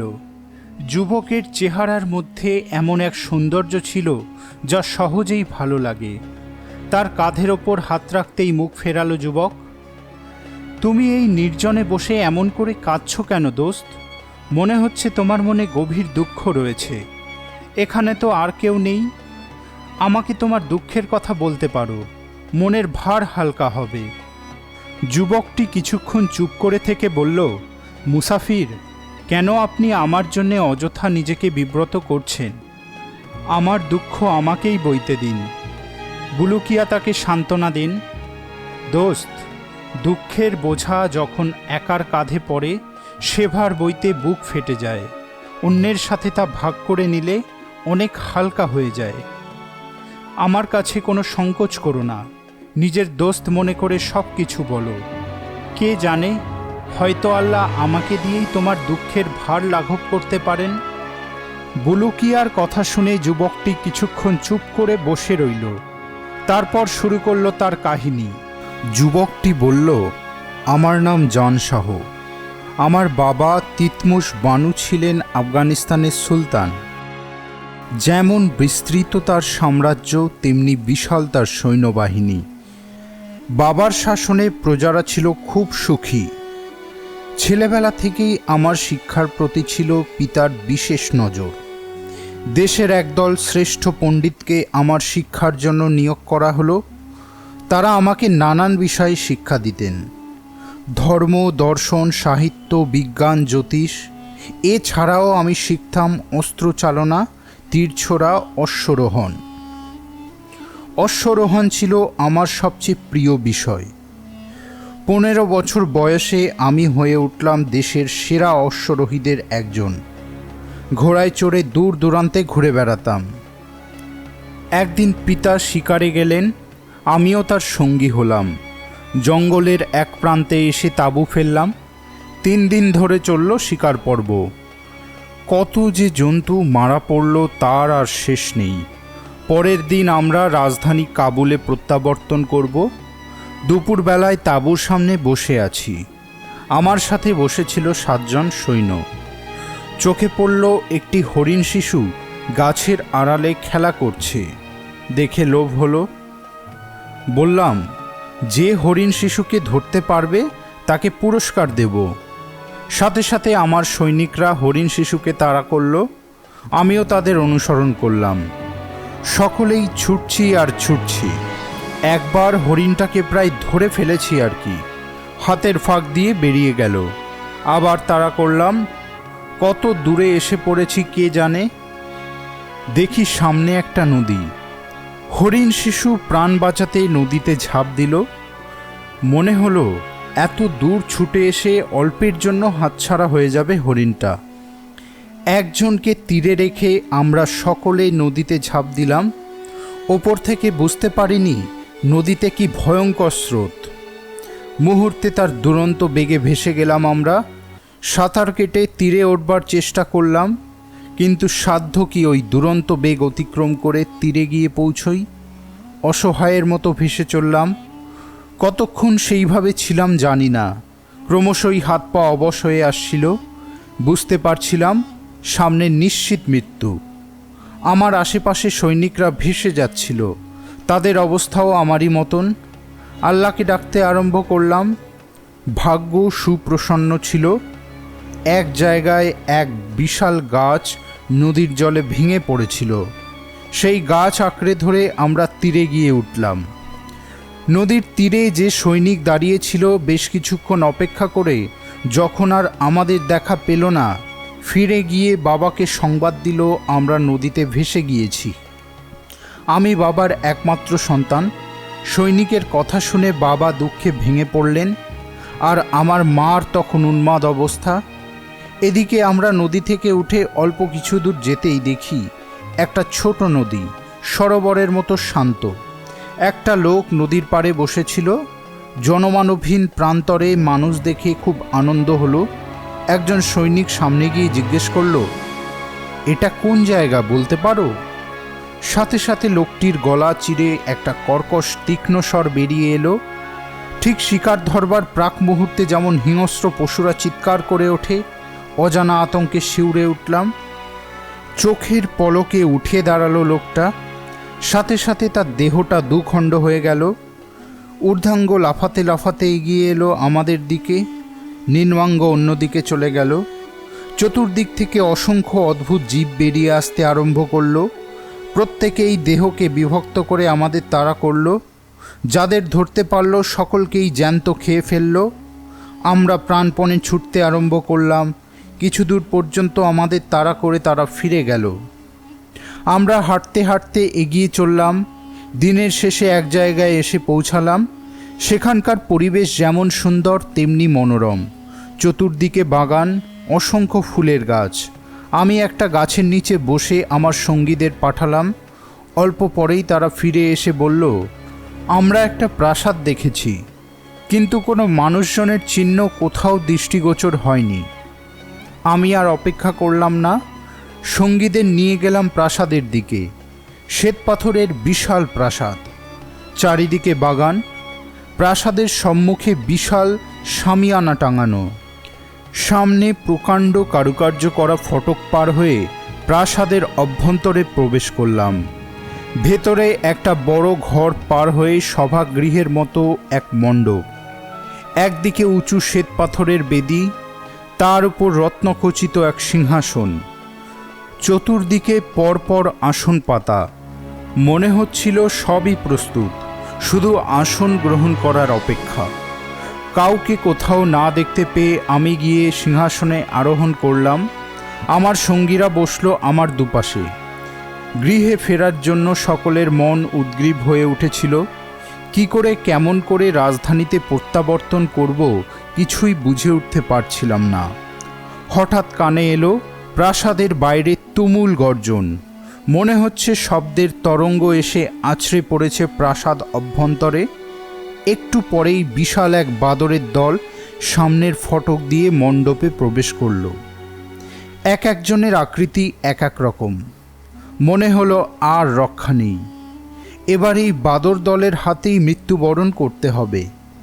কিন্তু তারা কেউই আমাদের কিছু করল না। দুই দলে ভাগ হয়ে সারিবদ্ধভাবে দুপাশে দাঁড়ালো। অপেক্ষাকৃত বিশাল চেহারার এক বাদর আমার সামনে এগিয়ে এসে কুর্নিশ করে স্পষ্ট মানুষের ভাষায় বলল, আমি এই বাদর রাজ্যের উজির। আজ থেকে আপনি আমাদের সুলতান, আমরা আপনার প্রজা। আপনার সুখ স্বাচ্ছন্দ্যের সব দায়িত্ব আমাদের। একটি বাদর আমাদের জন্য সুস্বাদু ফল ও পানীয় নিয়ে এলো। আমরা সকলেই ক্ষুধার্ত ছিলাম। বিলম্ব না করে খেতে আরম্ভ করলাম। তারপরেই বাদর উজির বলল, সুলতান, অনুগ্রহ করে সৈন্যদল পরিদর্শন করতে চলুন। সৈন্যরা আমাদের চিরশত্রু গাউলের সাথে যুদ্ধের জন্য প্রস্তুত। আমার দেহমন তখন খুবই ক্লান্ত হয়ে পড়েছিল। বললাম, আজ সৈন্যদের বিশ্রাম গ্রহণ করতে বলো, কাল যুদ্ধের পরামর্শ করব। উজির তার দলবল নিয়ে সভাগৃহ ত্যাগ করতেই আমার সঙ্গীদের বললাম, এখন কি করা যায়? একজন বলল, চলুন এখান থেকে পালিয়ে যাই। চতুর্দিকে বানর সৈন্য, তাদের দৃষ্টি এড়িয়ে বাইরে যাওয়া অসম্ভব। তার চেয়ে ভাগ্যের হাতে সঁপে দিয়ে এখানে থেকে যাই, যদি সুযোগ আসে এখান থেকে পালিয়ে যাব। পরদিন সকাল হতেই দেখি আমাদের কক্ষের বাইরে উজির প্রতীক্ষা করছে। আমাকে দেখেই কুর্নিশ করে বলল, সুলতান, আমরা যুদ্ধের জন্য প্রস্তুত, শুধু আপনার আদেশের জন্য সকলে অপেক্ষা করছি। কি আদেশ দেব জানি না। বললাম, চলুন মহামান্য উজির, আগে সমস্ত সৈন্যবাহিনী পরিদর্শন করি। বাইরে আসতেই দেখি 4টে প্রকাণ্ড কুকুর দাঁড়িয়ে আছে। তারা নাকি আমাদের বাহন। নিরুপায় হয়েই আমাদের কুকুরের পিঠে চড়তে হলো। সকলের আগে আমি ও আমার 3 সঙ্গী, পেছনে উজির তার বিশাল বানর সৈন্য। তাদের সংখ্যা হিসাব করা আমার সাধ্য নয়। যতদূর দৃষ্টি যাচ্ছিল শুধু বানরের মাথা চোখে পড়ল। তাদের সমবেত গর্জনে আকাশ বাতাস সমস্তই মুখর হয়ে পড়েছিল। একদিন এক রাত্রি চলবার পর আমরা বিশাল এক কৃষ্ণবর্ণ পাহাড়ের সম্মুখে এসে দাঁড়ালাম। এই পাহাড়েই নাকি গাউলদের আস্তানা। বানরদের গর্জনে তারাও ভয়ঙ্কর গর্জন করে বের হয়ে এলো। এমন ভয়ঙ্কর আর কুৎসিত আকৃতির কোনো জীব এই জগতে থাকতে পারে আমার জানা ছিল না। কারোর দেহ উটের মতো, মুন্ডু ষাঁড়ের মতো, কারোর হায়নার মতো মুখ, কারোর মুন্ডু নেই, বুকের ওপর চোখ মুখ। এমন বিচিত্র সব জীব যে দুনিয়ায় থাকতে পারে এ তো আমার কল্পনাই ছিল না। গাউলরা আমাদের দর্শন মাত্রই পাহাড় থেকে বড় বড় পাথর এনে নিক্ষেপ করতে আরম্ভ করল। আমাদের বানর সৈন্যরাও পাল্টা পাথর ছুটতে আরম্ভ করল। দুই পক্ষের কেউই কারোর চেয়ে কম যায় না। ক্রমশই যুদ্ধ ভয়ঙ্কর হয়ে উঠতেই আমরা যুদ্ধে যোগ দিলাম। আমাদের 4 জনের কাছেই ছিল তীরধনুক। আমরা 4টে গাছের আড়ালে দাঁড়িয়ে তীর ছুটতে আরম্ভ করলাম। এক একটা তীরে এক একজন গাউল মারা পড়তে লাগলো। বেশ কিছু গাউল মারা পড়তেই তাদের মধ্যে আতঙ্ক ছড়িয়ে পড়ল। তারা কোনো দিন এই অস্ত্র দেখেনি। ভীত সন্ত্রস্ত হয়ে পালাতে আরম্ভ করল। সাথে সাথে বানরদের সে কি উল্লাস! দ্বিগুণ শক্তিতে তারা ঝাঁপিয়ে পড়ল গাউলদের ওপর। গাউলরা বিশৃঙ্খল অবস্থায় যে যেদিকে পারল পালাতে আরম্ভ করল। বানররা উন্মত্তের মতো ধেয়ে গেল তাদের দিকে। কারোর দৃষ্টি ছিল না আমাদের দিকে। আমার সঙ্গীদের ইশারা করলাম, এই সুযোগ, আমাদের পালাতে হবে। বানরদের অলক্ষ্যে আমরা 4 কুকুরের পিঠে চেপে পালিয়ে গেলাম। পথ ঘাট কিছুই চিনি না। কিছু দূর আসতেই চোখে পড়ল সামনেই একটা বিশাল মসৃণ পাথর।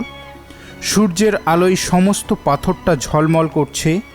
পাথরের গায়ে লেখা, হে হতভাগ্য মুসাফির, তুমি যদি ভাগ্যের প্রতিকূলতায় বানর রাজ্যের সুলতান হয়ে তার নিষ্কৃতির পথ অন্বেষণে এই স্থানে পৌঁছও, তবে তোমার মুক্তির পথ ডান দিকের অপেক্ষাকৃত স্বল্প সময়ের কিন্তু বিপদসংকুল পথ। প্রতি মুহূর্তে মৃত্যুর হাতছানি। সর্বপ্রথম তুমি পৌঁছবে সমুদ্রকূলে, কিন্তু তার পূর্বে তোমাকে অতিক্রম করতে হবে জিন আর শয়তানদের ভূমি, যাদের হাত থেকে রক্ষা পাওয়া প্রায় অসম্ভব। অপর পথ গিয়েছে বাম দিকে। এ পথে পড়বে পিঁপড়ে উপত্যকা। মৃত্যুর মতোই তারা ভয়ঙ্কর। যদি তাদের সীমানা অতিক্রম করতে পারো তবে পৌঁছবে অনল পর্বতের পাদদেশে, সেখানে ইহুদিদের শহর। আমি মহাত্মা ডেভিদের পুত্র, তোমার মুক্তির জন্য আমি এই লিপি উৎকীর্ণ করে রাখলাম। সৈনিকদের সাথে পরামর্শ করলাম। সকলের অভিমত বাঁ দিকের পথ ধরেই এগিয়ে যাবে। আমারও তাই মত ছিল। যত দ্রুত বেগে সম্ভব কুকুরদের চালনা করলাম। বানর সৈন্যদের হাত থেকে যেমন করেই হোক আমাদের পালাতে হবে। কিন্তু সামান্য কিছু দূর যেতেই কানে এলো সমুদ্র গর্জনের মতো বানর সৈন্যদের গর্জন। তারা উল্লাসে চিৎকার করতে করতে ছুটে আসছে। আমাদের সাধ্য কি ওই বানরদের চোখ এড়িয়ে পালিয়ে যাই? অল্পক্ষণের মধ্যেই তারা চতুর্দিক ঘিরে ফেলল। তখন তাদের সে কি আনন্দ! এতদিন পরাজয়ের পর এই প্রথম তারা জয়ের স্বাদ পেল। উজির আমার জয়গান করতে করতে স্তুতি বন্দনা শুরু করে দিল। আচমকা বানর সৈন্যদের মধ্যে আর্তনাদ উঠল। চেয়ে দেখি মাটি ফুঁড়ে বেরিয়ে আসছে বিশালকায় এক একটা পিঁপড়ে। তাদের এক একটা দাঁড়া মানুষের হাতের মতো। কয়েক মুহূর্তে বুঝতে পারলাম কি অমানসিক শক্তি ওই দাঁড়ার। এক একটা যেন সাঁড়াশি। বানরদের ধরছে আর মুহূর্তে ছিঁড়ে দু টুকরো করে ফেলছে। বানররাও কম যায় না, তারাও পিঁপড়েদের পিঠে চেপে মুন্ডু ছিঁড়ে ফেলছে। এমন ভয়ঙ্কর দৃশ্য চোখে দেখা যায় না। দুই পক্ষই যুদ্ধের উন্মাদনায় মত্ত। বুঝতে পারলাম এই সুযোগ, আমাদের পালাতেই হবে। কুকুরের পিঠে চেপে ছুটতে আরম্ভ করলাম। অল্প কিছু দূর যেতেই কানে এলো আমার 3 সঙ্গীর আর্তনাদ। মুখ ফেরাতেই দেখলাম এক একজনকে 3-4টে করে পিঁপড়ে আক্রমণ করছে। আমি তাদের সাহায্য করবার আগেই পিঁপড়ের দল তাদের টুকরো টুকরো করে ফেলল। চেয়ে দেখি আমার দিকে ধেয়ে আসছে বিশালাকৃতি কয়েকটা পিঁপড়ে। প্রাণ বাঁচাবার তাগিদে পালাতে আরম্ভ করলাম। পুরো একদিন চলবার পর একটা নদীর তীরে এসে পৌঁছালাম। শান্ত এক নদী। দেখলাম কুকুরটি নদীর ওপারে যেতে চাইল না। তাকে তীরে রেখেই সাঁতরে নদী পার হলাম। শান্ত নির্জন পরিবেশ। মনে মনে স্বস্তির নিঃশ্বাস ফেললাম। পিঁপড়ে আর বানর দলের হাত থেকে রক্ষা পেয়েছি। মনে মনে আল্লাহর নাম স্মরণ করে এগিয়ে চললাম। 1 মাস ধরে পথ চললাম। গাছের ফল আর নদীর জলে তেষ্টা মেটাই। যখন কিছু পাই না অভুক্ত রয়ে যাই। অবশেষে এসে পড়লাম অনল পর্বতের পাদদেশে, ইহুদিদের শহরে। দেখে মনে হলো তেমন কিছু বড় শহর নয়। পথঘাট পরিচ্ছন্ন, মাঝে মাঝে এক একটা বাড়ি। মনে খুব আনন্দ হচ্ছিল, কতদিন পর আবার মানুষের মুখ দেখতে পাবো। সামনে একটা বাড়িতে কয়েকজন লোক বসেছিল। আমি ঘরে ঢুকে তাদের সেলাম করে তাদের পাশে বসলাম। কেউ কোনো কথা বলল না। বাধ্য হয়েই আমি নিজের পরিচয় দিলাম। আমি আফগানিস্তানের সুলতান তিতমোসের পুত্র জান শাহ। পথভ্রষ্ট হয়ে বহু প্রান্তর ঘুরে আপনাদের দেশে এসেছি। দলের সকলেই নীরব হয়ে রইলেন। শুধু একজন, সম্ভবত দলের প্রধান, আমার দিকে ফিরে ইশারায় বললেন, আগে নাস্তা পর্ব শেষ করো, কোনো কথা বলো না। আমাদের পাশেই থালায় মাংস ছিল। একজন ইশারা করে সেই মাংস খেতে বলল। অমন অদ্ভুত স্বাদের মাংস কোনোদিনও খাইনি, কিন্তু পাছে কেউ মনক্ষুণ্ণ হয় তাই সবটুকু খেয়ে ফেললাম। কিছুক্ষণ পর দলপতি উঠে এসে অদ্ভুতভাবে বলল, কে, কখন, কোথায়? মাত্র 3টে শব্দে এর উত্তর দিতে হবে। এমন বিপাকে কোনোদিন পড়িনি। কি বলবো কিছুই ভেবে পাচ্ছিলাম না। বললাম, ব্যবসায়ীর দল, কাবুল, কখন? দলপতি ইশারায় বলল, জানা নেই, তুমি এখান থেকে যেতে পারো।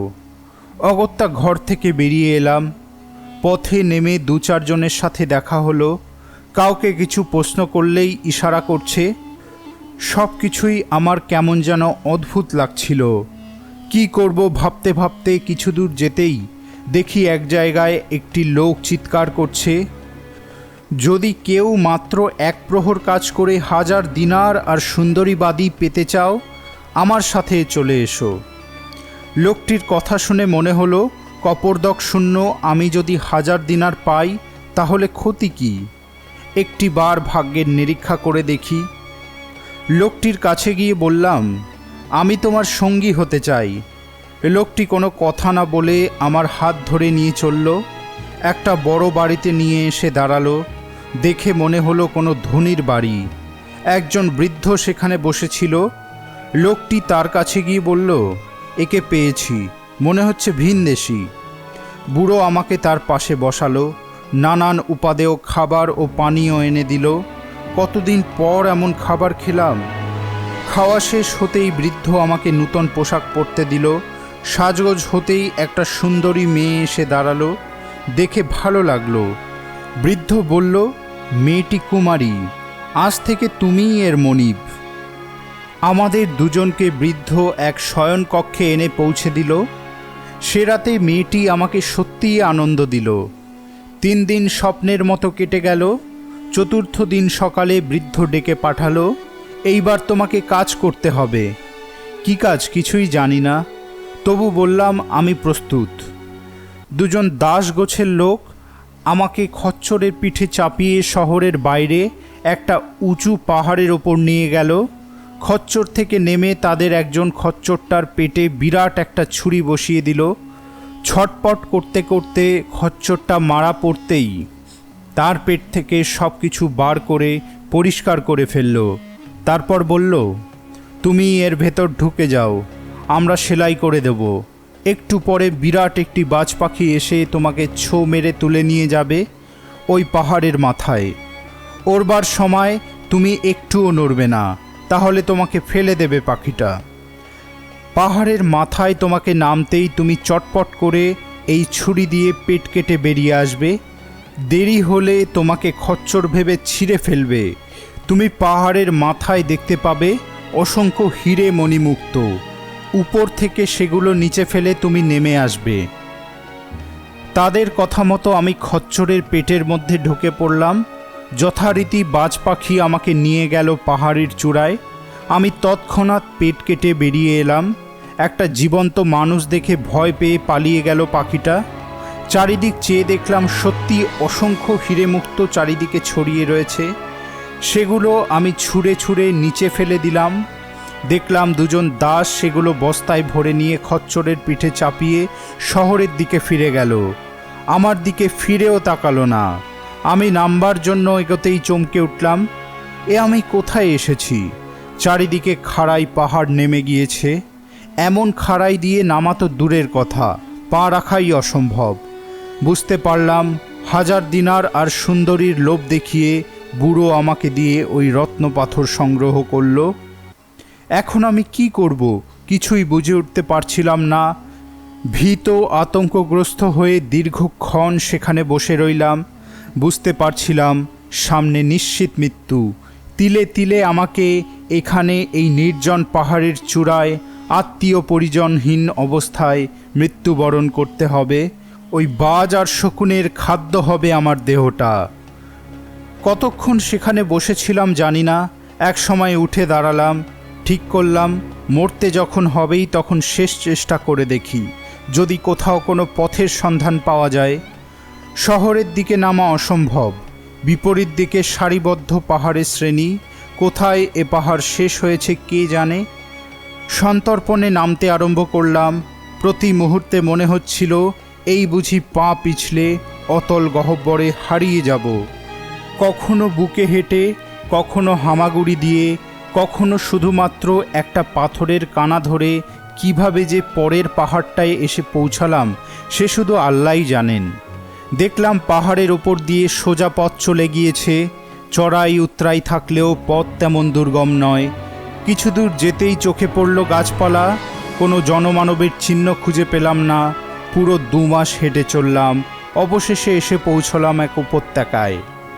মনে হলো প্রকৃতি এখানে অকৃপণভাবে তার সব সৌন্দর্য মেলে দিয়েছে। পাহাড় থেকে নৃত্যছন্দে নেমে এসেছে ঝর্ণাধারা। চারিদিকে গাঢ় সবুজের রেখা, মাঝে সারি সারি ফুল গাছ। অসংখ্য ফুল ফুটে আছে। রূপে বর্ণে গন্ধে অতুলনীয় সে দৃশ্য। উপত্যকার মাঝে ছোট একটা প্রাসাদ, যেন শিল্পীর তুলিতে আঁকা একটা ছবি। আনন্দে মনটা ভরে উঠল। নিশ্চয়ই ওই প্রাসাদে কোনো মানুষের দেখা পাব। দ্রুত পায়ে এগিয়ে গেলাম। ভেতরে ঢুকতেই দেখলাম প্রাসাদের মাঝে এক প্রশস্ত আঙিনায় বসে আছেন এক বৃদ্ধ। শান্ত সৌম্য চেহারা, সমস্ত মুখে এক গভীর প্রশান্তি। তার চারিদিকে কত পাখি উড়ে বেড়াচ্ছে, কারোরই কোনো ভয় নেই। সকলেই পরম নিশ্চিন্তে তার কাঁধ আর পিঠে উড়ে এসে বসে আবার উড়ে যাচ্ছে। আমাকে দেখেই বৃদ্ধ উঠে এলেন, আমার হাত ধরে তার পাশে বসিয়ে বললেন, কে তুমি বেটা? এখানে কেমন করে এলে? এর আগে তো কোনোদিন কোনো মানুষ এখানে আসেনি। বৃদ্ধের স্নেহভরা কথায় মনটা ভরে উঠল। কেন জানি না মুহূর্তে বাবা মার কথা মনে পড়ে গেল। কতদিন তাদের দেখিনি, তাদের স্নেহভরা কণ্ঠ শুনিনি। অবরুদ্ধ বেদনায় দু হাতে মুখ ঢেকে কেঁদে ফেললাম। বৃদ্ধ আমার মাথায় হাত বুলিয়ে দিলেন। তুমি কেঁদো না বেটা, বুঝতে পারছি তুমি দুঃখ পেয়েছ। তোমার দুঃখে আমার বুকটা ফেটে যাচ্ছে। মনকে শক্ত করো বেটা। আল্লাহ কাউকে চিরদিন দুঃখ দেন না। দুঃখের রাত্রি শেষ হয়ে একদিন সুখের সূর্য ওঠে। এখন তোমাকে কিছু বলতে হবে না। বুঝতে পারছি তুমি অনেক দূর থেকে আসছো। খাওয়া দাওয়া করে বিশ্রাম করো, পরে সব শুনবো। পরদিন সকালে বৃদ্ধ আমাকে ডেকে নিয়ে গেলেন ঝর্ণার ধারে। উন্মুক্ত প্রকৃতির মাঝে মনের ভাব অনেকখানি লাঘব হয়ে গিয়েছিল। নিজের পরিচয় দিয়ে সমস্ত ঘটনা বিবৃত করলাম। বৃদ্ধ বললেন, তুমি কোনো চিন্তা করো না বেটা। আমি এই দুনিয়ার সমস্ত পক্ষী সাম্রাজ্যের অধীশ্বর। আমার আদেশে তারা তোমাকে তোমার দেশে পৌঁছে দেবে। কিন্তু আমার অনুরোধ, তার পূর্বে তুমি এইখানে কয়েকটি দিন কাটিয়ে যাও। এখানে তো কোনো মানুষের পদার্পণ ঘটে না। তোমার সঙ্গ পেয়ে আমার মনটাও আনন্দে ভরে উঠেছে। বৃদ্ধের কথায় এমন এক আন্তরিকতা ছিল যে না বলতে পারলাম না। বৃদ্ধের চোখে আনন্দের হাসি ফুটে উঠল। আমাকে একগোছা চাবি দিয়ে বললেন, আমার এই প্রাসাদে দর্শনীয় অনেক কিছু আছে। তুমি ঘুরে ঘুরে সব কিছু দেখতে পারো। শুধু যে দরজায় দেখবে সোনার তালা, সেই ঘরটা খুলবে না। দুদিন ধরে প্রাসাদের নানান ঘর ঘুরে বেড়ালাম। প্রতিটি ঘরই নানান দুর্লভ দ্রব্যে সাজানো। কোনো ঘরে পাখিদের জন্য বিচিত্র বাসস্থান তৈরি করা হয়েছে। প্রাসাদের একেবারে প্রান্তে একটা দরজায় হাত রাখতেই চমকে উঠলাম। তাতে সোনার তালা দেওয়া। আমার হাতে ধরা রয়েছে সোনার চাবি। এই ঘরে ঢুকতেই নিষেধ করেছিলেন বৃদ্ধ। ফিরে এলাম সেখান থেকে, কিন্তু মনের মধ্যে একটা তীব্র কৌতূহল জেগে উঠল। যতই চেষ্টা করি সেই কৌতূহলকে নিবৃত্ত করতে, ততই যেন তীব্র হয়ে ওঠে। সমস্ত রাত্রি ঘুম হলো না।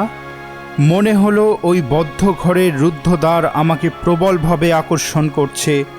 আর নিজেকে সংযত রাখতে পারলাম না। সেই বদ্ধ ঘরের সামনে গিয়ে দাঁড়ালাম। উত্তেজনায় বুকের ভেতরটা দূর দূর করছে। কাপা হাতে তালা খুলতেই অবাক হলাম। কি অপূর্ব দৃশ্য! বিশাল এক প্রাঙ্গণ, তার মেঝেতে বিচিত্র রঙের পাথরের কারুকার্য, মাঝখানে এক জলাধার। এত স্বচ্ছতার জল যে দর্পণের মতো মনে হচ্ছে। জলাধারের পাশে একটা উড়ন্ত পাখির স্বর্ণমূর্তি। তার মুখ থেকে ঝর্ণাধারার মতো কুলকুল করে জল বেরিয়ে আসছে। সেই জল একটা পাথরের ওপর পড়ে এক সুরলহরীর সৃষ্টি করেছে। জলাধারের চতুষ্পাশে নানান ফুলের গাছ এবং বিচিত্র রঙের ফুল ফুটে রয়েছে। কত অসংখ্য পাখি উড়ে বেড়াচ্ছে। কিছুতেই বুঝে উঠতে পারছিলাম না বৃদ্ধ কেন আমাকে এমন সুন্দর একটা জায়গায় আসতে বারণ করলেন। একটা গাছের তলায় বসে পড়লাম। পাখির গান, ফুলের সুবাসে চোখে তন্দ্রার আমেজ নেমে এসেছিল। মৃদু শব্দে চোখ মেলে তাকাতেই যা দেখলাম তাতে বিস্ময়ের কোনো সীমা রইল না। বেহেশতের হুড়ির মতো 3 অপরূপ সুন্দরী নারী আকাশ থেকে নেমে এলো জলাধারের পাশে। কোনো দিকে না তাকিয়েই তারা সমস্ত পোশাক খুলে ফেলল। তারপর নগ্ন দেহে ঝাঁপিয়ে পড়ল জলাধারের স্বচ্ছ জলে। তাদের তখন সে কি উচ্ছ্বাস আর আনন্দ!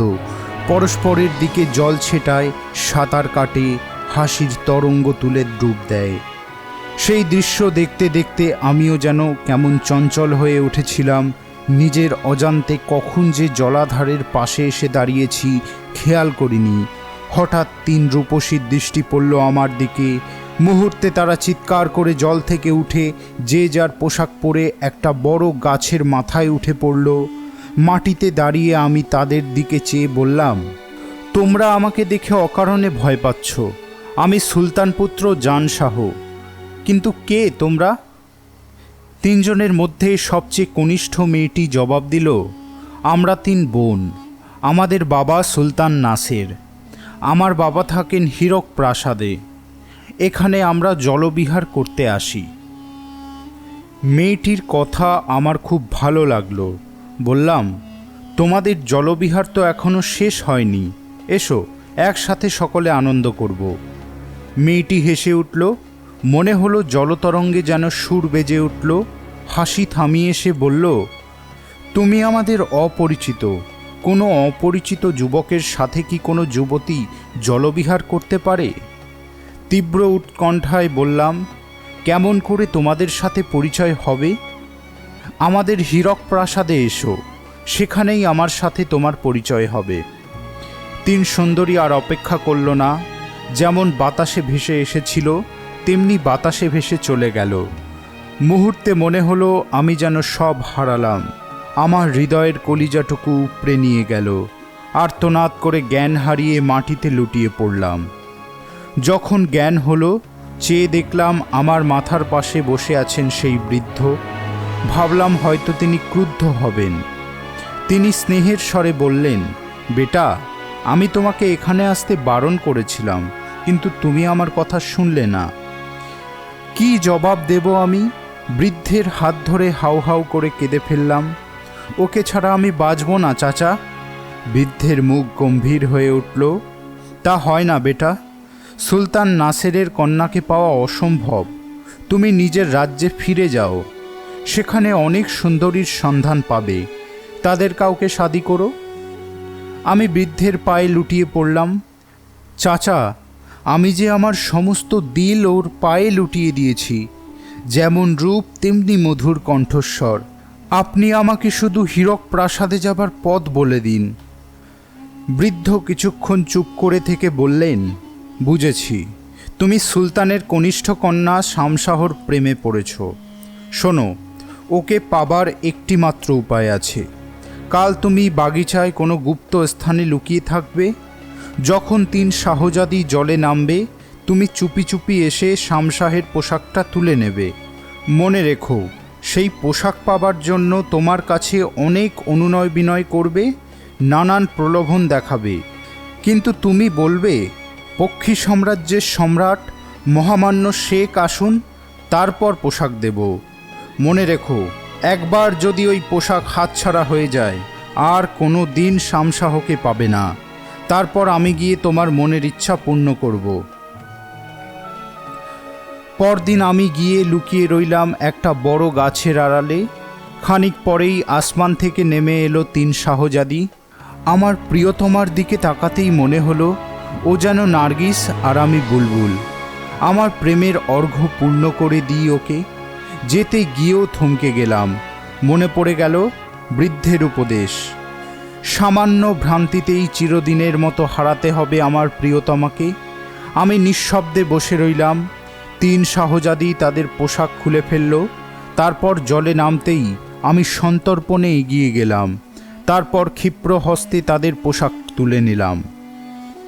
সাথে সাথে 3 শাহজাদি জলের সম্পূর্ণ দেহ ডুবিয়ে শুধু মাথাটা বার করে বলল, তুমি আমাদের পোশাক ফিরিয়ে দাও। এইভাবে আর কতক্ষণ জলে ডুবে থাকব? আমরা কথা দিচ্ছি তোমাকে অনেক মোহর দেব, সুন্দরী বাদী দেব। তাদের কোনো কথাতেই কান দিলাম না। তখন কান্না ভেজা গলায় বলল, আমি ভেবেছিলাম তোমার সুন্দর চেহারার মতো মানুষটিও সুন্দর। 3 জন যুবতী মেয়েকে এইভাবে বিবস্ত্র অবস্থায় রেখে তুমি কি আনন্দ পাচ্ছ? আমি বললাম, তুমি মিথ্যেই আমাকে দোষ দিচ্ছ শামশাহ। আমি তোমার জাদুতে মুগ্ধ হয়ে গেছি। আমি প্রাণ ভরে তোমার সাথে কথা বলতে চাই। তুমি আমার কাছে এসো। আমিও তো তোমার সাথে কথা বলতে চাই। তুমি পোশাক দাও, আমি উপরে উঠে তোমার সাথে কথা বলছি। হেসে ফেললাম আমি। তোমার ওই চালাকিতে আমি ভুলছি না। একটি বার তুমি যদি পোশাক পাও, আমি আর তোমাকে পাবো না। শামশাহ বলল, তুমি তো শুধু আমার সাথে কথা বলতে চাও, তাহলে ওই গাছের আড়ালে গিয়ে দাঁড়াও। আমার দুই দিদি তাদের পোশাক পরে নিক, আর আমাকে শুধু লজ্জা নিবারণের মতো কয়েকটা পালক দিও। শামশাহের কথায় রাজি হলাম আমি। গাছের আড়ালে গিয়ে লুকিয়ে পড়লাম। তার দুই দিদি পোশাক পরে তাদের পাখার কয়েকটা পালক ছুঁড়ে দিল শামশাহের দিকে। দেহের গোপন অঙ্গটুকু পাখার আবরণে ঢেকে জল থেকে উঠে আসতেই আমি ছুটে গিয়ে তাকে দু হাত দিয়ে চেপে ধরে চুমুতে চুমুতে ভরিয়ে দিলাম। শামশাহ বলল, এবার আমার পোশাক দিয়ে দাও। আমি বললাম, আগে বৃদ্ধ চাচা আসুন, তারপর ফিরিয়ে দেব তোমার পোশাক। একটু পরেই বৃদ্ধ বাগিচায় প্রবেশ করলেন।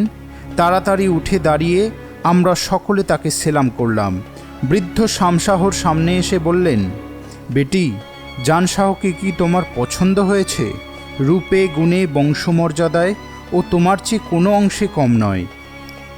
শামশাহের মুখ লজ্জার আভায় রাঙা হয়ে উঠল। মৃদু স্বরে বলল, আমি কালই বাবাকে বলবো।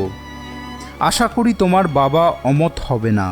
আল্লাহর কাছে প্রার্থনা করি তিনি যেন তোমাদের মিলনকে সুখের করেন। বৃদ্ধ আশীর্বাদ করে চলে যেতেই দুই শাহজাদি আমাদের কাছ থেকে বিদায় নিয়ে পাখা মেলে দিল নীল আকাশে।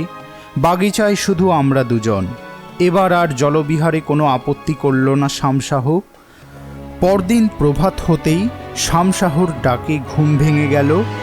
আমার কপালে চুম্বন রেখা এঁকে দিয়ে বলল, ওঠো প্রিয়তম, প্রস্তুত হয়ে নাও, হীরক প্রাসাদে বাবার কাছে যেতে হবে। সাথে সাথে উঠে পড়লাম। বৃদ্ধ আমার জন্য নূতন পোশাক তৈরি করে রেখেছিলেন।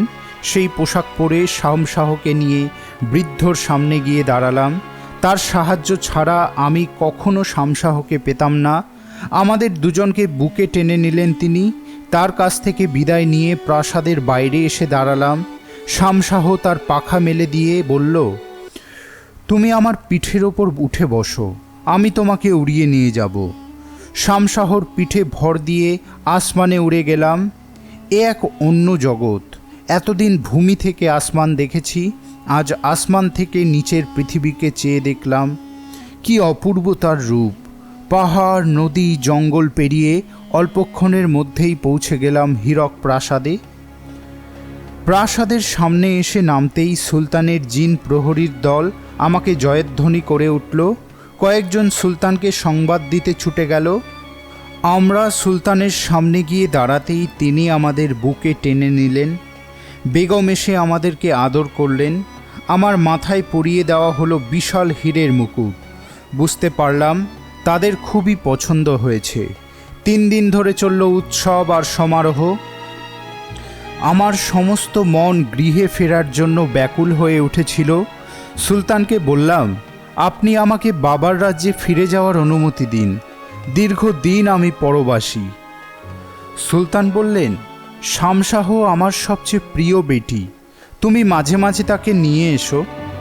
আমি বললাম, তাই হবে সুলতান। সুলতান আমাদের দুজনের জন্য 2টি হীরের সিংহাসন তৈরি করে দিলেন। আমরা দুজন তাতে উঠে বসলাম। একদল জিন সেই সিংহাসন তুলে নিয়ে 1000 ক্রোশ পথ অতিক্রম করে পৌঁছে দিল আমাদের প্রাসাদের আঙিনায়। শামশাহকে নিয়ে ছুটে গেলাম মা আর বাবার কাছে। তারা ধরেই নিয়েছিলেন আমি আর জীবিত নেই। এতদিন পর হারিয়ে যাওয়া পুত্রকে পেয়ে তাদের সে কি আনন্দ! শামশাহকে দেখে তাদের মুখে হাসি ফুটে উঠল। পরদিন ধুমধাম করে শাদী হয়ে গেল আমাদের। পুরো 1 মাস ধরে চলল উৎসব। বাবা শামশাহকে বললেন, বেটি, তোমাকে পেয়ে আমরা খুব খুশি হয়েছি। এই খুশির আনন্দে যদি তোমার কিছু প্রার্থনা থাকে বলো, আমি তা পূর্ণ করব। শামশাহ বলল, বাবা, আপনি আমাকে একটা সুন্দর বাগিচা করে দিন, সেখানে থাকবে ঝর্ণা, ফুলের গাছ, সরোবর, লতাকুঞ্জ আর বিশ্রামের জন্য ছোট প্রাসাদ। বাবার আদেশে তক্ষুনি কাজ শুরু হলো। অল্প কিছুদিনের মধ্যেই সব কিছু প্রস্তুত হয়ে গেল। স্বপ্নের মতো সেখানে আমাদের দিন কাটত। দেখতে দেখতে ঋতুর কালচক্রে একটি বছর অতিক্রান্ত হলো। মাঝে মাঝে মনে হতো এই দুনিয়ায় আমরাই সবচেয়ে সুখী। একদিন শামসাহ বলল, কাল রাতে বাবাকে স্বপ্ন দেখলাম। তিনি যেন বলছেন, তোকে কতদিন দেখিনি বেটি। মনে পড়ে গেল আমি তাকে প্রতিশ্রুতি দিয়েছিলাম বছরে একটি বার শামসাহকে তার কাছে নিয়ে যাব। বললাম, তুমি প্রস্তুত হও, কালই আমরা যাত্রা করব হীরক প্রাসাদে। পরদিন আবার আমরা সেই সিংহাসনে চড়ে বসলাম। জিনবাহকের দল আমাদের তাদের পিঠে তুলে নিল। দুদিনের পথ। সমস্ত দিন উড়ে চলবার পর রাত নামতেই আমরা বিরাট এক দিঘির পাড়ে এসে নামলাম। সেইখানেই তাঁবু ফেলা হলো। চাঁদের আলো এসে পড়েছিল দিঘির জলে। শামসাহ বলল, আমি গোসল করব। বললাম, এই রাতের বেলায় অজানা দিঘিতে তুমি গোসল করো না, তাছাড়া যদি ঠান্ডা লেগে যায়। শামসাহ প্রায় জোর করেই তার 4 জন বাদীকে নিয়ে জলে নেমে গেল। তীরে বসে দেখতে পাচ্ছিলাম তার সে কি উচ্ছ্বাস, আনন্দ। সমস্ত দিঘির জল তোলপাড় করে সাঁতার কাটছে। চাঁদের আলোয় মনে হচ্ছিল সে যেন অন্য লোক থেকে নেমে এসেছে। হঠাৎ তার তীব্র আর্তনাদে চমকে উঠলাম। বাদীর দল ঝাঁপিয়ে পড়ে শামসাহকে তীরে তুলে নিয়ে এলো। উন্মত্তের মতো তার কাছে ছুটে গেলাম। 2 হাতে বুকের মধ্যে টেনে নিয়ে চিৎকার করে উঠলাম, শামসাহ, শামসাহ। কোনো জবাব দিল না শামসাহ। বাদীরা বলল, বিষাক্ত সাপ তার সমস্ত গরল ঢেলে দিয়েছে বিবি সাহেবার পায়ে। মুহূর্তে আমি জ্ঞান হারালাম। যখন জ্ঞান হলো, ভেবেছিলাম শামসাহর বিহনে মৃত্যু এসে আমাকেও সব দুঃখ জ্বালা থেকে মুক্তি দিয়ে যাবে, কিন্তু সে বড় নিষ্ঠুর।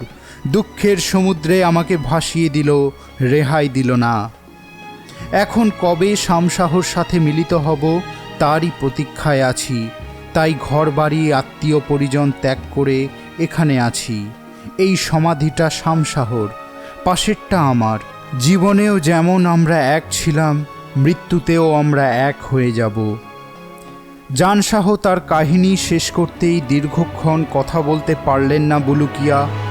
জানশাহর বেদনার আরতি তার অন্তরকেও স্পর্শ করেছিল। ধীরে ধীরে মনের বেদনা প্রশমিত হয়ে আসতেই বলল, তোমার এই দুঃখের ভার লাঘব করবার ক্ষমতা আমার নেই দোস্ত। যিনি সব দুঃখ দূর করেন, তুমি সেই আল্লাহর শরণ নাও, তিনি তোমাকে নিশ্চিত শান্তি দেবেন।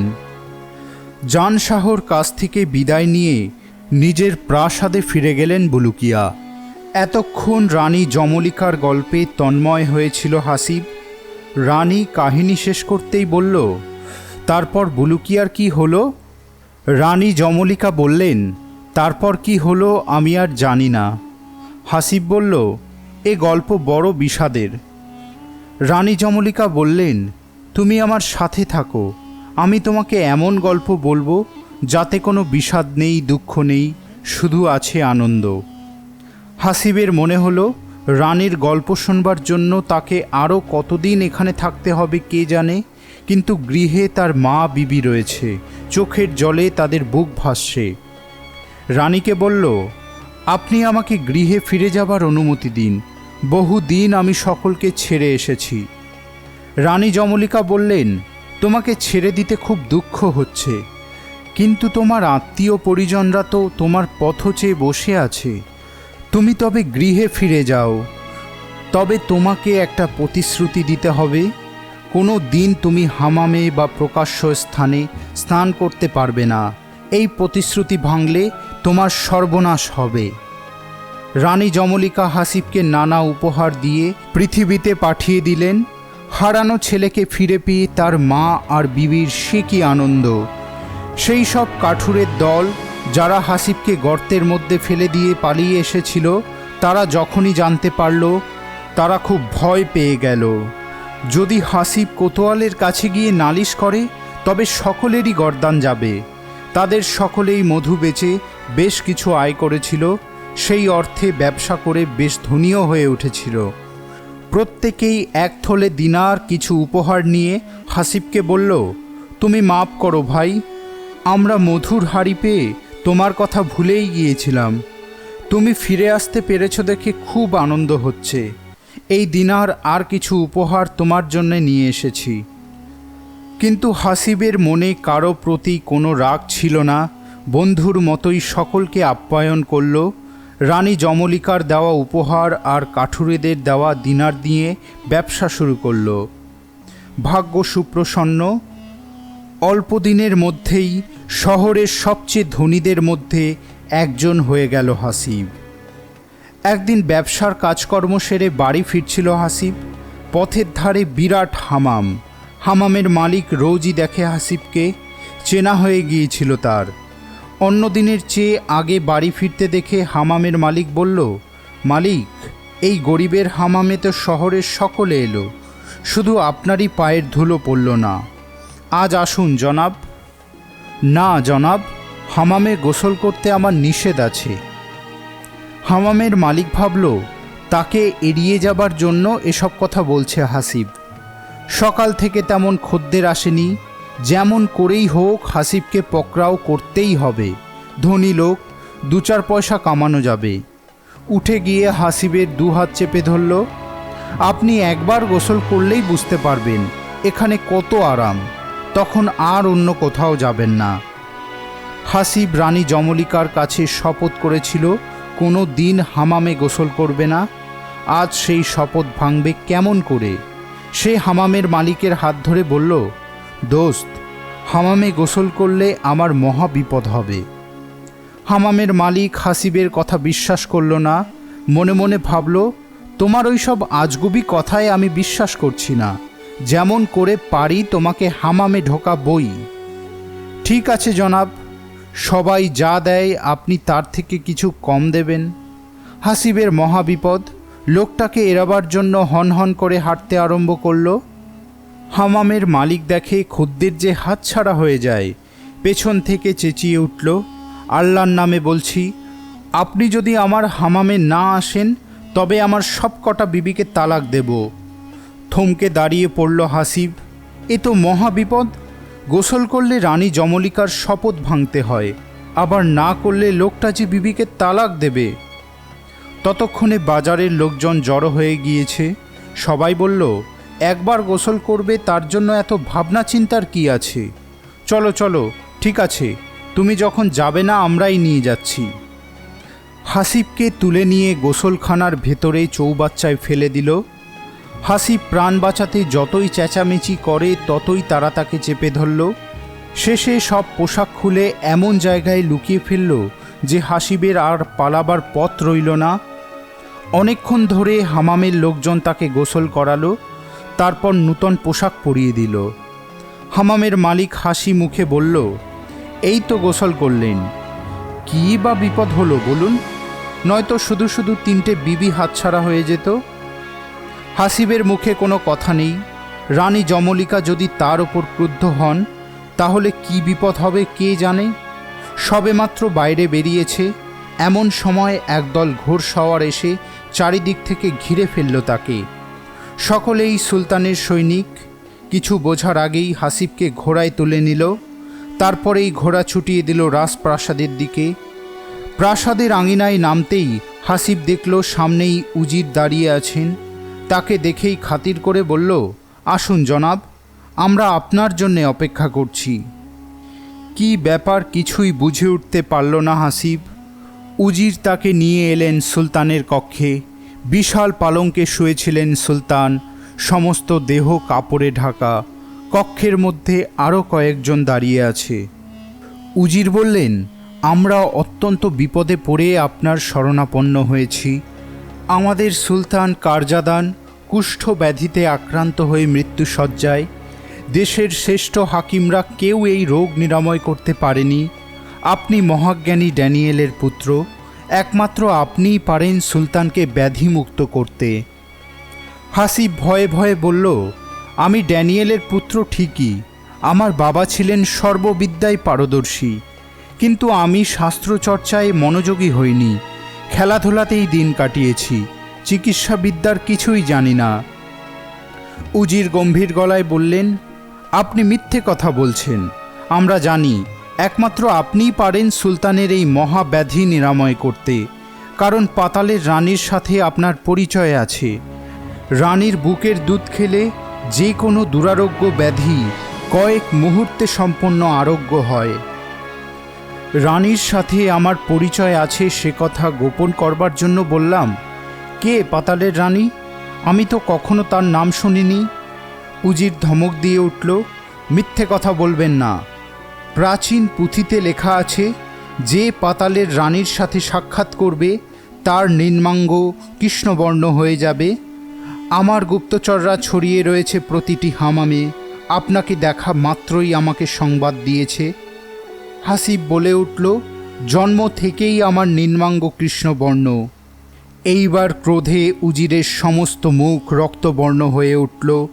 বুঝেছি, আসল সত্য আপনি প্রকাশ করবেন না। প্রহরী, লাগাও চাবুক। হাসিবকে উলঙ্গ করে থামের গায়ে বেঁধে নির্মমভাবে চাবুক মারতে আরম্ভ করল প্রহরীরা।